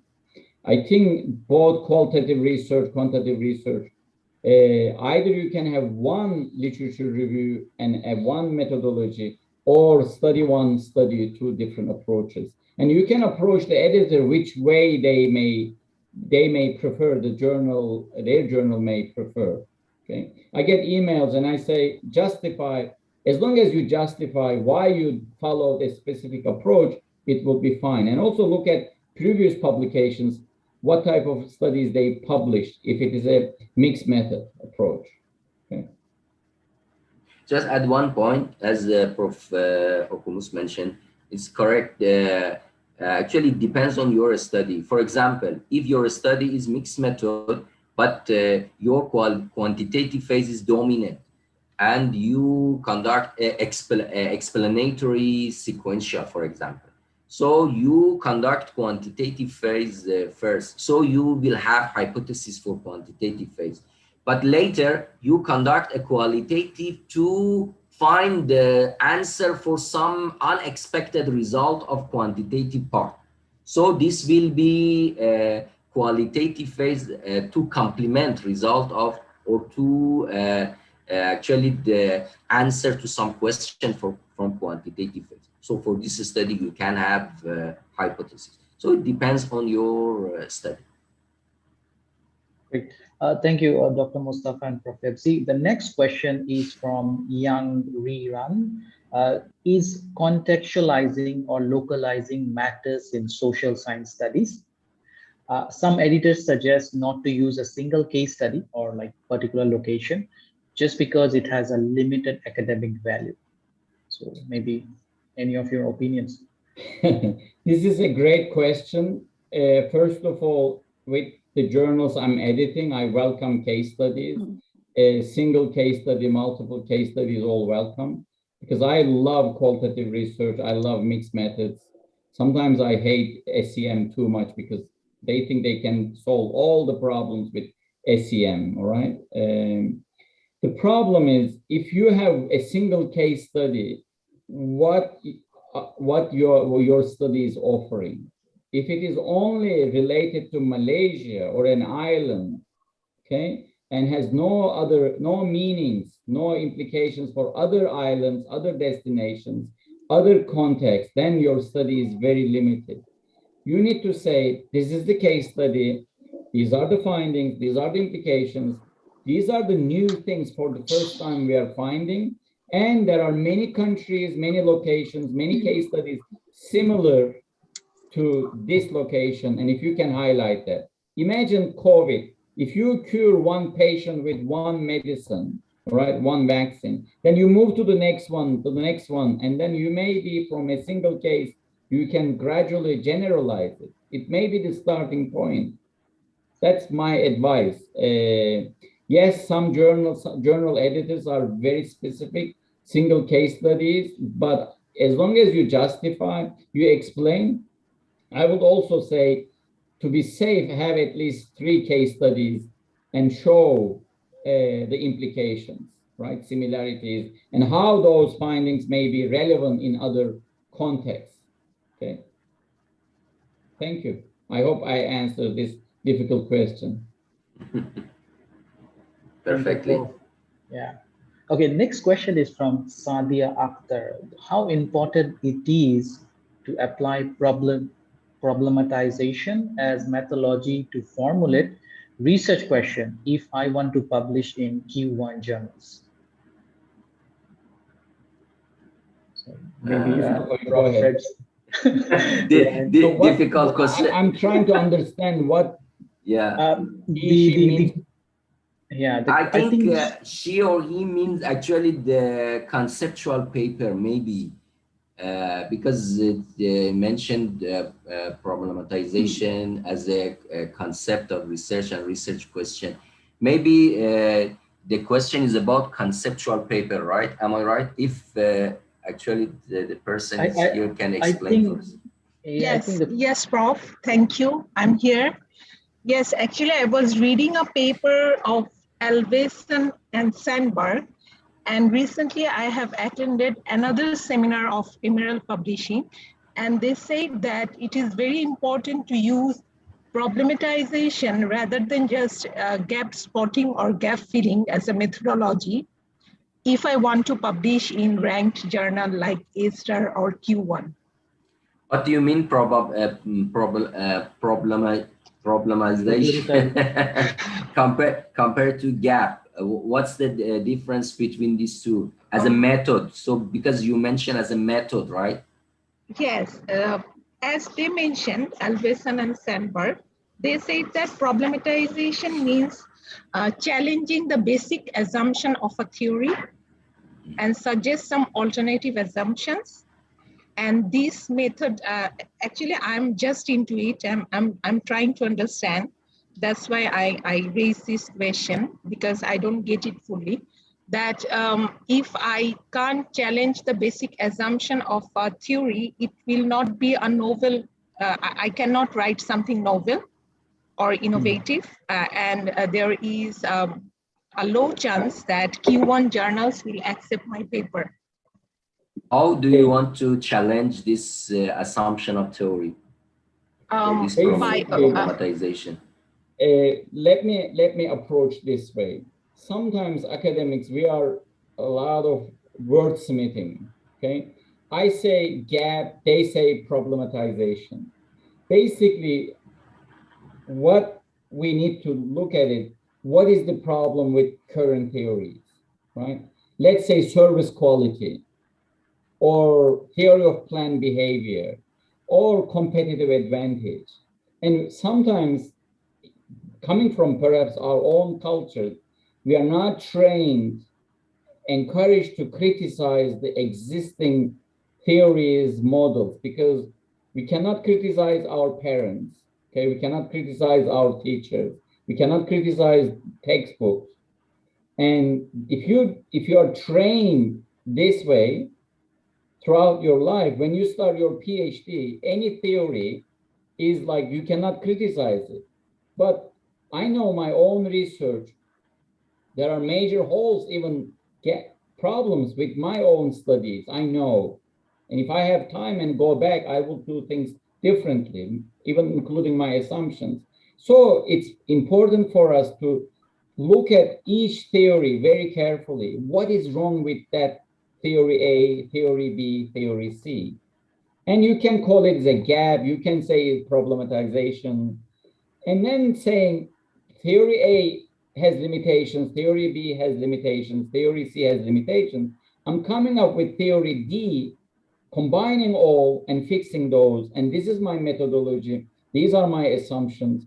Yes, you are disagreeing. You may get a lot of criticism by reviewers, but if you publish that and have your own theory D, then you make a huge contribution. Think about Hofstede's dimensions, all right? Cross-cultural dimensions. We all say these are perfect, but in many countries, many cases, they may not work perfectly, all right? You may have a new dimension, or you may totally disagree with power distance, for example, or individualism, or service quality dimensions, all right?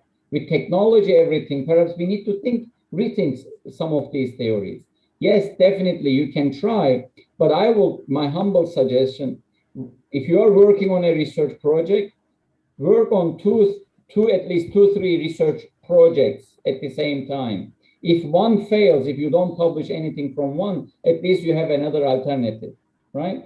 If you get rejections of your famous paper, Developing Theory D, at least you have another paper in the pipeline that your career progression will continue. At one point, you will publish that. Okay. Thank you, Prof. I love challenging those theories, and I welcome all these critical review papers challenging existing concepts. For example, my PhD, I disagreed with Professor Michael Olson in hospitality and tourism. Those of you who may know his work, all his publications were based on the co-alignment principle, strategic fit. Okay, and I came, and as a PhD student, I said, strategic fit doesn't work. The co-alignment principle doesn't work. We need to have the complexity view, right? The chaos approach in strategic management, in hospitality and tourism. And I was the only one at that point stating this openly. And before he passed away, I met him and he said, keep up the good work. Well done. You did good, he said, right? So sometimes you need to disagree with those leading scholars' theories. That's the best way. Thank you. Thank you, Prof. Just add one thing. Prof. Okumuş explained perfectly this one. We can disagree with the theory, and we can suggest our revision and development for theory. But the most important part is how and what method and what actually the approach we apply for this criticizing and suggesting, right? So we need to be careful about this method. only we cannot say, okay, based on my understanding, this theory has some problem, shortcoming, issues. Okay, what these understanding and the criticize and the shortcoming come from. So you need to have, for example, as Prof. Fevzi mentioned, okay, you can do a very good systematic review, and by reviewing all literature related to this theory, you can identify some issues based on this systematic review and recommend something for future, right? So the method that we apply, we need to be careful. Thank you. Thank you, both of you. I have a next question from, this is from Hamisa Hassan. If you're able to cite your own work, what percentage is allowed? I mean, maybe he's referring to self-citation. How many numbers are allowed of self-citation in your own paper? I mean, how much? Maybe Prof. Fevzi can answer that.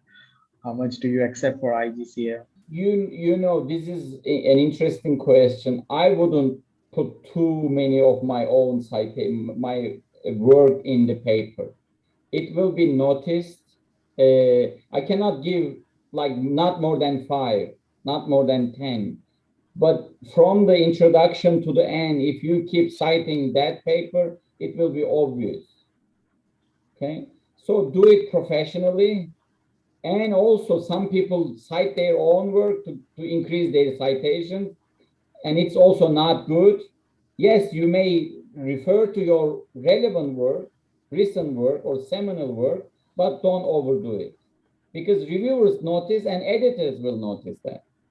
And by the way, Rupam, there is a question I need to respond that in case you miss it.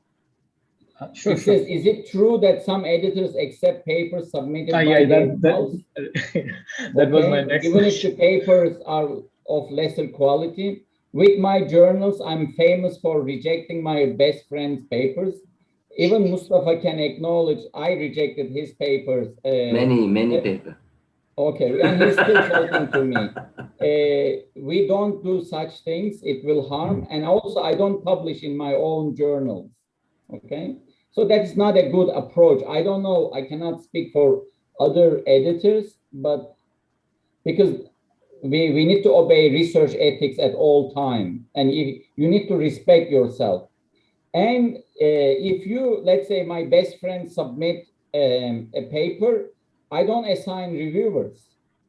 My associate editor assigns reviewers, and also my other associate editors, they scan papers, and then they are rejected. And my friends write to me, Fevzi, even you didn't send our paper to the reviewers. I said, sorry, my associate editor scanned it, processed it. My associate editor sent it out to reviewers. So at the end, I make a decision. And again, this is interesting. If we invited 4 reviewers and 3 of them rejected the paper, how can I accept it? Because the publisher is also looking at it. Because of the system, everything is transparent. So we don't do such things. And I've been doing it for 13 years, editor of IJCHM. It doesn't work with me. And then the same person asks another question. And as an editor, if you receive minor revision from 2 reviewers and you read the paper, found the paper quality is low, what will be your decision? Reject or revision? With both journals, minimum we require 3 reviewers. I hardly make a decision with 2 reviewers. If 2 reviewers say reject, I reject it. If 2 reviewers say minor revision and accept, I don't trust that. And I have associate editors. And also I showed you a slide with my senior editorial team. I asked them to review the paper within 3 to 4 days. So, and with both journals, I never get, except in the first round, I hardly get minor revisions for any paper. It's unusual, right? So we really take it serious. That's why I think both journals are progressing well. Okay, I stop here, Rupam. Sorry for sure. questions. I had to answer those. Yeah, sure, no problem. I think we are running out of time, but I will take maybe a last question. I think this is a good question from Alexandra. I mentioned I have an experience with first round of reviews, asked me to remove some part of writing of the first revision when I reviewed the resubmission of the revised paper. Another reviewer commented that omitted the similar part of my writing in the revised paper. How do I overcome this kind of inconsistent requirement of the journal reviewers? I think this is a very valid question, I think.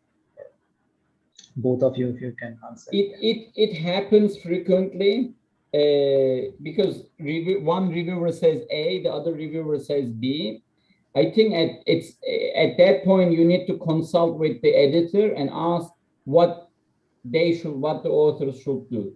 And often I find myself as a judge, and then also I invite one of my associate editors and also methodology editor what to do in such cases. It's risky, it happens frequently. And also we look at each reviewer's justification, why that reviewer asked for it and how important it is. If methodologically, if reviewer A is correct, we take side reviewer A. If reviewer B has no relevant points, just stating, not justified, we can ignore as long as methodologically there is no problem. Okay, it happens frequently. Thank you. I think the best solution is the solution that's suggested by Prof. Fawzi. For conflicting the comment from different reviewers, the best choice is to consult with editor and see what's his or her opinion about this. So based on the editor's reply, we can prepare revision and address reviewers' comment. Thank you, Dr. Mustafa. Last comment, if you approach the editor, okay, just explain point by point. Don't make the editor read the whole paper, the whole revision, the whole reviewer's comments. Help me, because my time is limited. If you help me line by line, it will be easier for me to make that decision. Okay. And then also how professional they write, how nicely they write. Okay. Thank you. I can see we still have around 140 people staying. Yeah, I think there are a lot of questions, but I think we need to respect the time because I think in US, I think it's already 11:33 in the night. So yeah. I'm good. But if there are other questions we can cover, okay. Sure. Maybe we can continue for 5 minutes and cover one or two more questions. Okay, I think this is a question from one named Ziwo. In a paper published in IJCHM, Prof. Dolnikar reflected about the flaw of SEM studies and argued that the measurement of constructs lack the validity and reliability. She advocated experimental studies rather than SEM studies.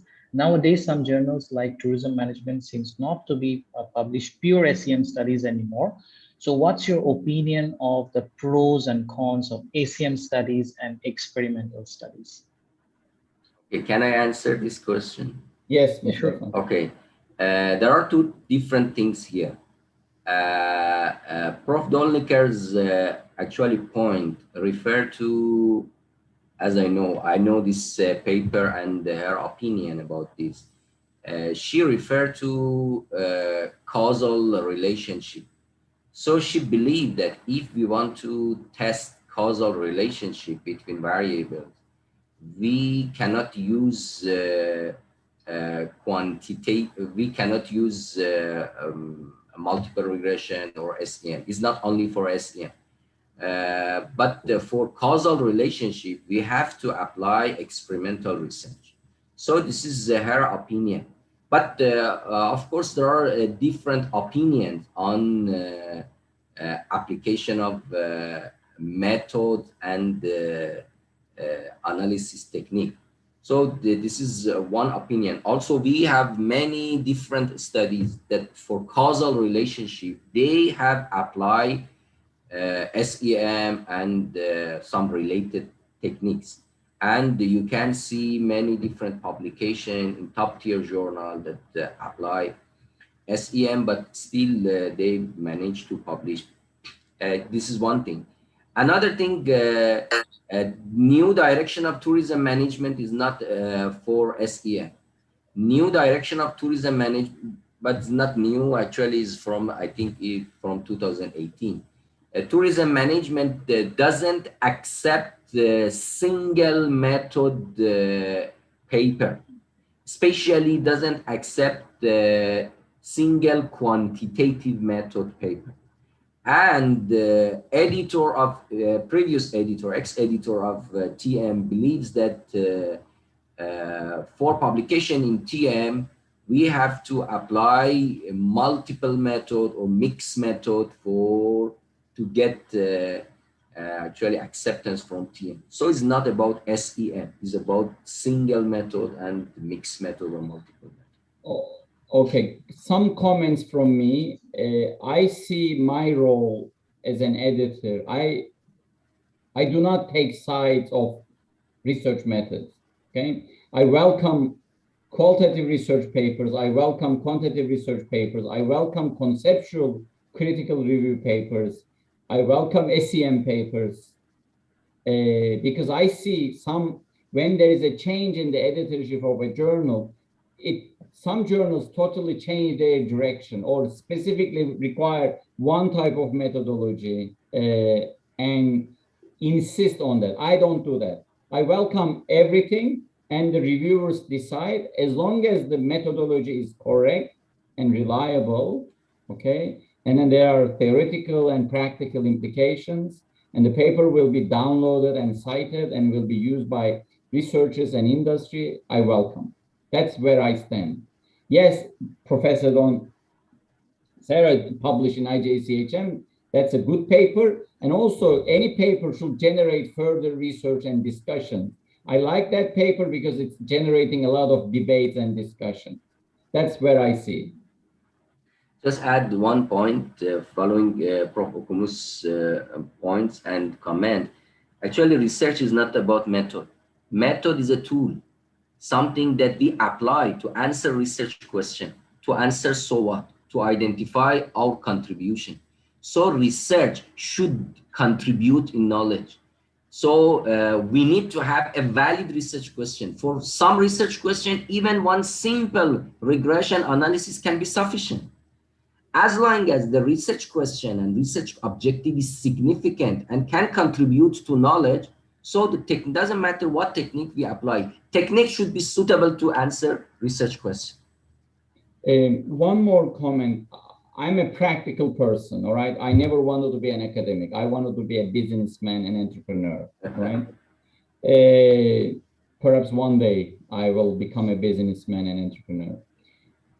I welcome single method studies, but I also prefer multi-method studies. Why? You're using method A and finding A, B, C, and you are using method 2, also finding A, B, C and supporting it, right? Finding the same results. So saying we use 2 methods, finding the same thing, and also using 2 methods. We didn't find A, B, C, D in method 1, but in method 2 helped us clarify certain things. So it's better to use multi-method, right? I welcome that. And there is a question, last question, it says, methodological perspective, a paper is on methodological perspective can be published in IJCHM. Yes, we did a couple of special issues on methodological advances in hospitality and tourism research. So we welcome methodology papers as well. Any research, basically, we look at it, whether it makes a contribution to theory, incremental or really major contribution, theory development, whether it makes a methodological contribution, whether you are really using a new method or transforming, changing an existing method, rather than like, how can I say, interviews, for example. Now you're using interviews through Zoom. What is the difference, all right? You're using, used to analyze interview findings, as an example, manually, content analysis. And now you're using NVivo or Atlas. And what are the differences? So if you show me methodological advances, yes, we publish those papers in my journals at least. So show me how your methodology is different, better, and helping us to find better results and theory, helping us theory development with theory development. Okay. Yes. Thank you, Prof. Febzi. Are you willing to take any more questions, or we can end the session? What I want to say, last words, I think my last words will be, whatever your field is, my field is strategic management, my industry is hospitality and tourism, okay? So I still read articles from strategic management, strategy implementation, follow very closely, try to learn new methodologies, focus on how I can improve. But I also work in teams, research teams. If I'm not strong in one methodology, I find the right person, okay? I find the right person to work with me, help me. So teamwork is important, but teamwork, you need to find the right people and also who will contribute equally or satisfactorily. And you will enjoy, laugh if your paper is rejected. If your paper is accepted, you are still smiling. So it's a teamwork, but it's continuing growth, becoming a better researcher, better teacher at all time. That is the purpose, that should be the purpose. And there is no easy way, it's the journey, no shortcuts. I've been in this business for over 20 years. I'm still learning, and that will be my last words. And I admire those young people, young scholars here. I wish I could go back to my PhD days, even my high school days, to better prepare to become a good researcher, right? Not to publish in SSCI journals, but to become a good researcher, right? So the whole package. That will be my last words. Yeah, I think we all hope the time travel could be possible for all of us. If we know the future, we can rebuild the future once again. Okay, thank you, Prof. Febzi, for your nice advice. Some advices from Prof. Mostafa, if you can give some advice? Just want to thank very much Prof. Febzi. After his word, I think I should not say anything, because she said in the perfect way. Just I would like to thank him to accept to join us today for this session, wonderful session. I learned a lot from him and from your question, and hopefully all of you enjoy this session. Thank you very much. Normally in many countries, including Malaysia and Turkey, after such a session, we go out and have lunch or dinner, all right? So now you owe me lunch, I suppose, or dinner. So when I come to Malaysia next time, so we have a nice lunch or dinner together, okay? Of course, of course. I am writing it down here on Taylor's University's account.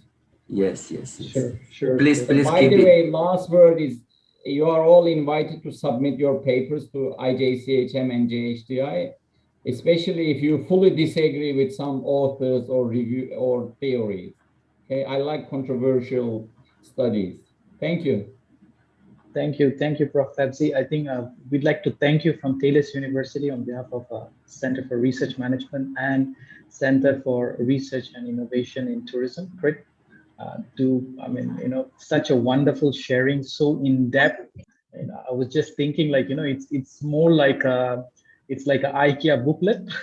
You have to see the instruction in order to, construct a good furniture. It's like constructing a good research paper. You have to follow the direction from the people who are already in this business. So thank you once again, both of you, for sharing your knowledge, sharing your experience. I think that matters a lot, and also a lot of encouragement to the new researchers. And I think it's really helpful for all of us, and we are already in this social science. So thank you once again, Prof. We really admire your, the contribution you have made, and that's really matters. Thank you, Prof. Mostafa, as well. For the participant, we thank you for joining this session. I hope you all have enjoyed this session, and definitely we will share the recording of this session to all of you. So thank you and take care. Goodbye for now. Thank you. Thank you. Thank you all. Mustafa, it's great working with you. Thank you. Thank you, Prof. Thank you, Prof.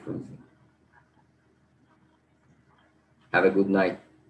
Yes, you can stop, I think, recording. Thank you, Prof. Fauzi. Thank you for sharing your session. My pleasure. How are you, Muslim? I'm good. Professor Amin. I'm good. I'm good. Nice seeing you. Thank you. Nice to see you again. Okay, bye-bye. Bye. Prof. Febzi, Prof. Professor Kashif, Kashif, I see you as well. Hussein, how are you doing?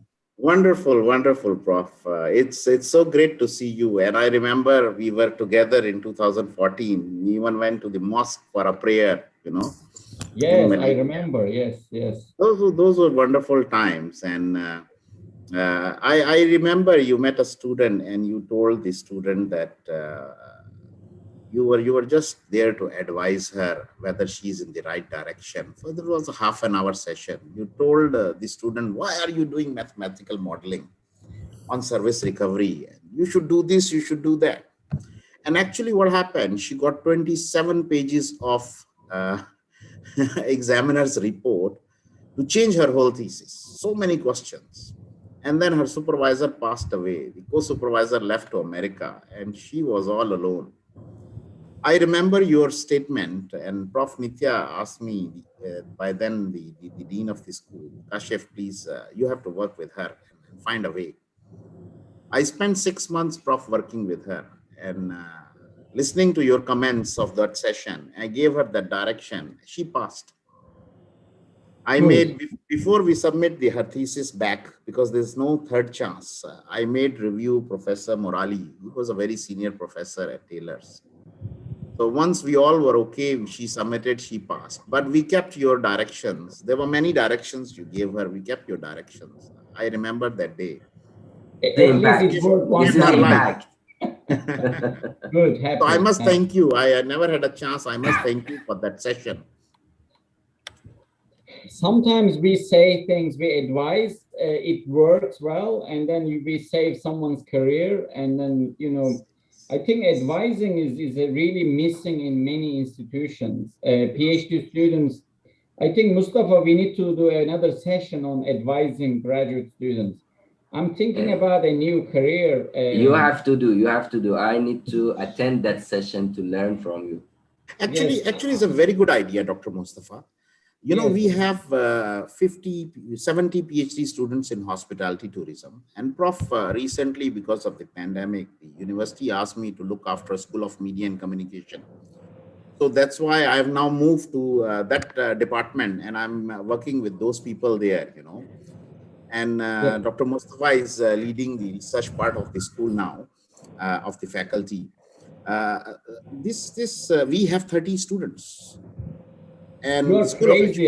We at Rosen, we have 70 professors. We have only 25 PhD students. I don't mean you personally crazy, but having 70 PhD students is a huge task. How many professors do you have in? We have quite a number of professors. It is not that we do not have professors. We have quite a number of professors, but we have an influx of applications and demand to start PhD with us, either virtually, this, that, etc. So we have, we have around 50 over PhD students in education.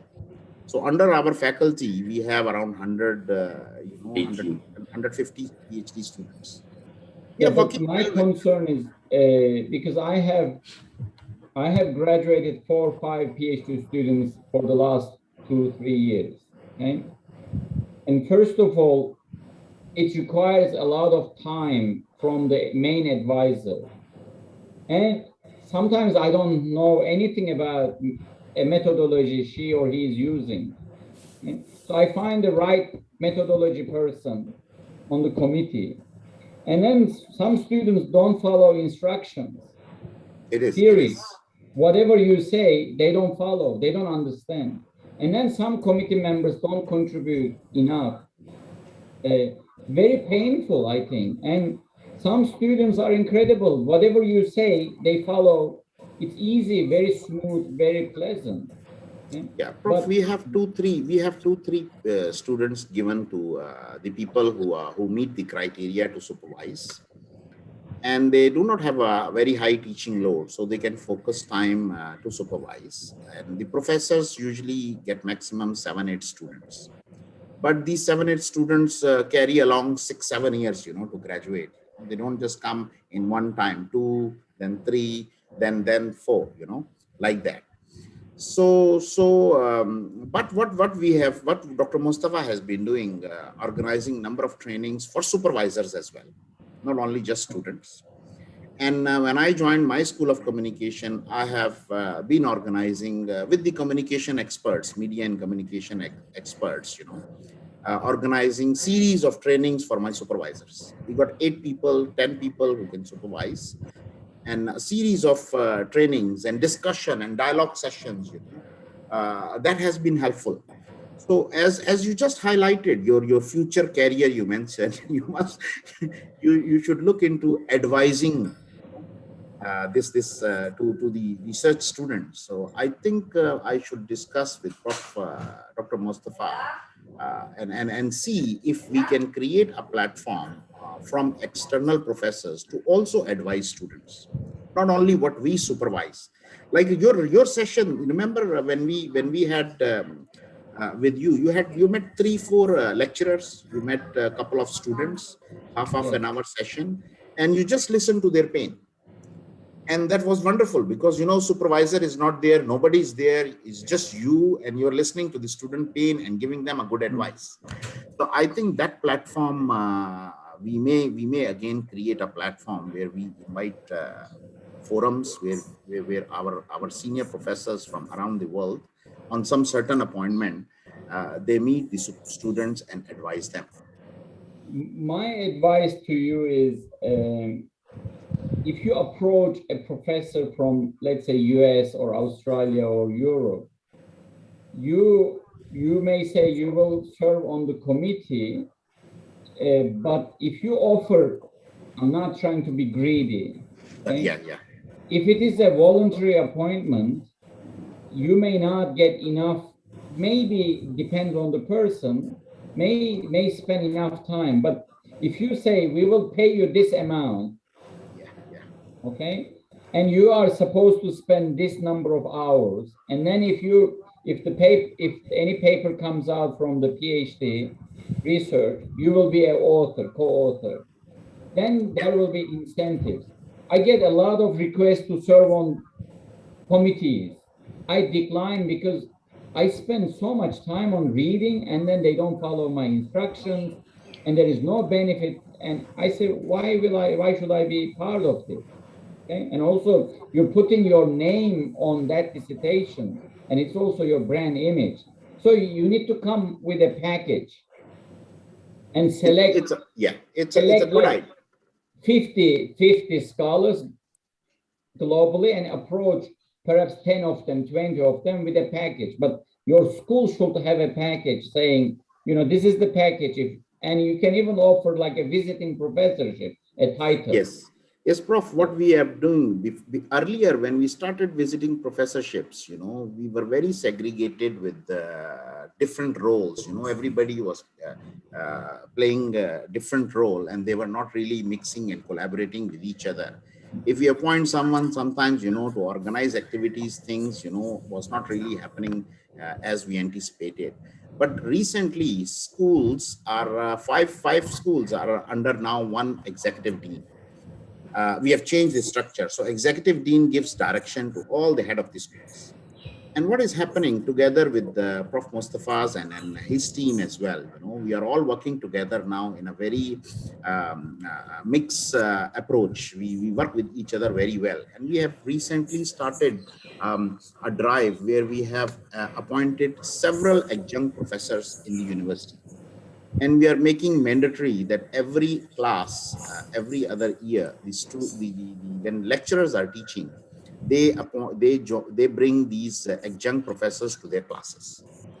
And students are loving it. We receive the review when industry people come and give a seminar, talk, webinar, they love it.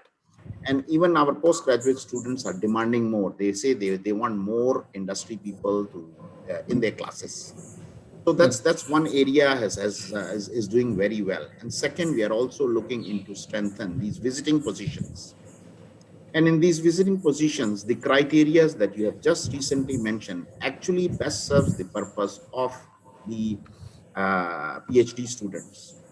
We do have a good journals, we have a PJIHT, now Rupam is looking into this journal, and we have Media and Communication Journal. It is an ESCI index journal and Scopus, and I've recently launching a new journal in Education and Society. So that our school, all schools of thoughts, all schools under our faculty has somehow a publishing platform as well internally, not just externally. So we are in a direction that we think that we need to advance our resources for postgraduate level, because the number of students we have. I think if you have a stronger Professor, just one thing that I think I actually see 60%, more than 60% still stay here. This is a friendly chat, and yes. Now please just start already finished, but it's a friendly chat. And Prof. here in Malaysia, we are now at 12 p.m. So we are in noon, but you are in midnight. Anytime you are tired, actually, please let us know to. I am so far okay. I don't go to bed before midnight anyway. So it's almost midnight now. Yes. Anyway, thank you, Prof, for all this wonderful session and wonderful discussion. And we will see you at the QS conference as well. And again, we will probably find a way to strengthen our postgraduate programs with external advisory possibilities. So we are thinking to expand our resources in this area. Thank you so much. You're welcome. I think your university is progressing well and strengthening, and you have very good scholars, and I'm really impressed over the years. So, and all good colleagues as well. And hopefully, if there is a conference, you can visit us as well after the COVID pandemic. Yes, sure. It'd be nice to see you here in the United States. Sure. Good. So at least 50 people are still here. Either they are not listening or they're still listening. I don't know. Just enjoying. We are still listening for you because we are still listening. For a long time not meet you, so that's why we are still listening for your conversation. Okay. Thank you. Professors like to speak. This is our our habit. We like to talk a lot. But it was a good session. I think I around more than 160 people at one point I saw. Yeah, correct. Good 170, question. I think, all session. Yes. So I'm planning to start my own YouTube channel, but it requires a lot of effort and time. I think it's better to share our knowledge through those short videos, not an hour. I think if I start, they will be about maximum 10 or 15 minutes maximum, because personally I don't watch anything over 12, 14 minutes. So we'll see. Okay. I think Mustafa, we can help you, Dr. Mustafa. Yeah, but my video all are about 1 hour, 2 hours. Okay. Yeah, but I should take this advice from Prof. Kumus. So I can see most of people view my video only 7 minutes, 10 minutes video from a 1 hour video. So I have to reduce at least 10 to 15 minutes. Okay. Yeah, short video. But actually, some topic is not possible to cover in 10 minutes. There is you can cut into by session. Yeah. All right. Okay. Thank you. Thank you very much. Thank you, You did an Proposing. excellent job as a moderator. Thank Thank very you, much. Rupam. Really a good job on moderating this Thank you. session. Thank you very much. Oh, someone Thank is you. asking the channel name. It's Professor Okumus. But Okay. still is not there. Will be. No, Yeah, I Maybe have soon. actually I have the channel, but no, it has no content yet. Oh, okay. Okay, Foundation great. Okay. has Thank been you. Thank you very much. Thank you. Thank you Thank you, all. Prof. Bye. Bye. Bye.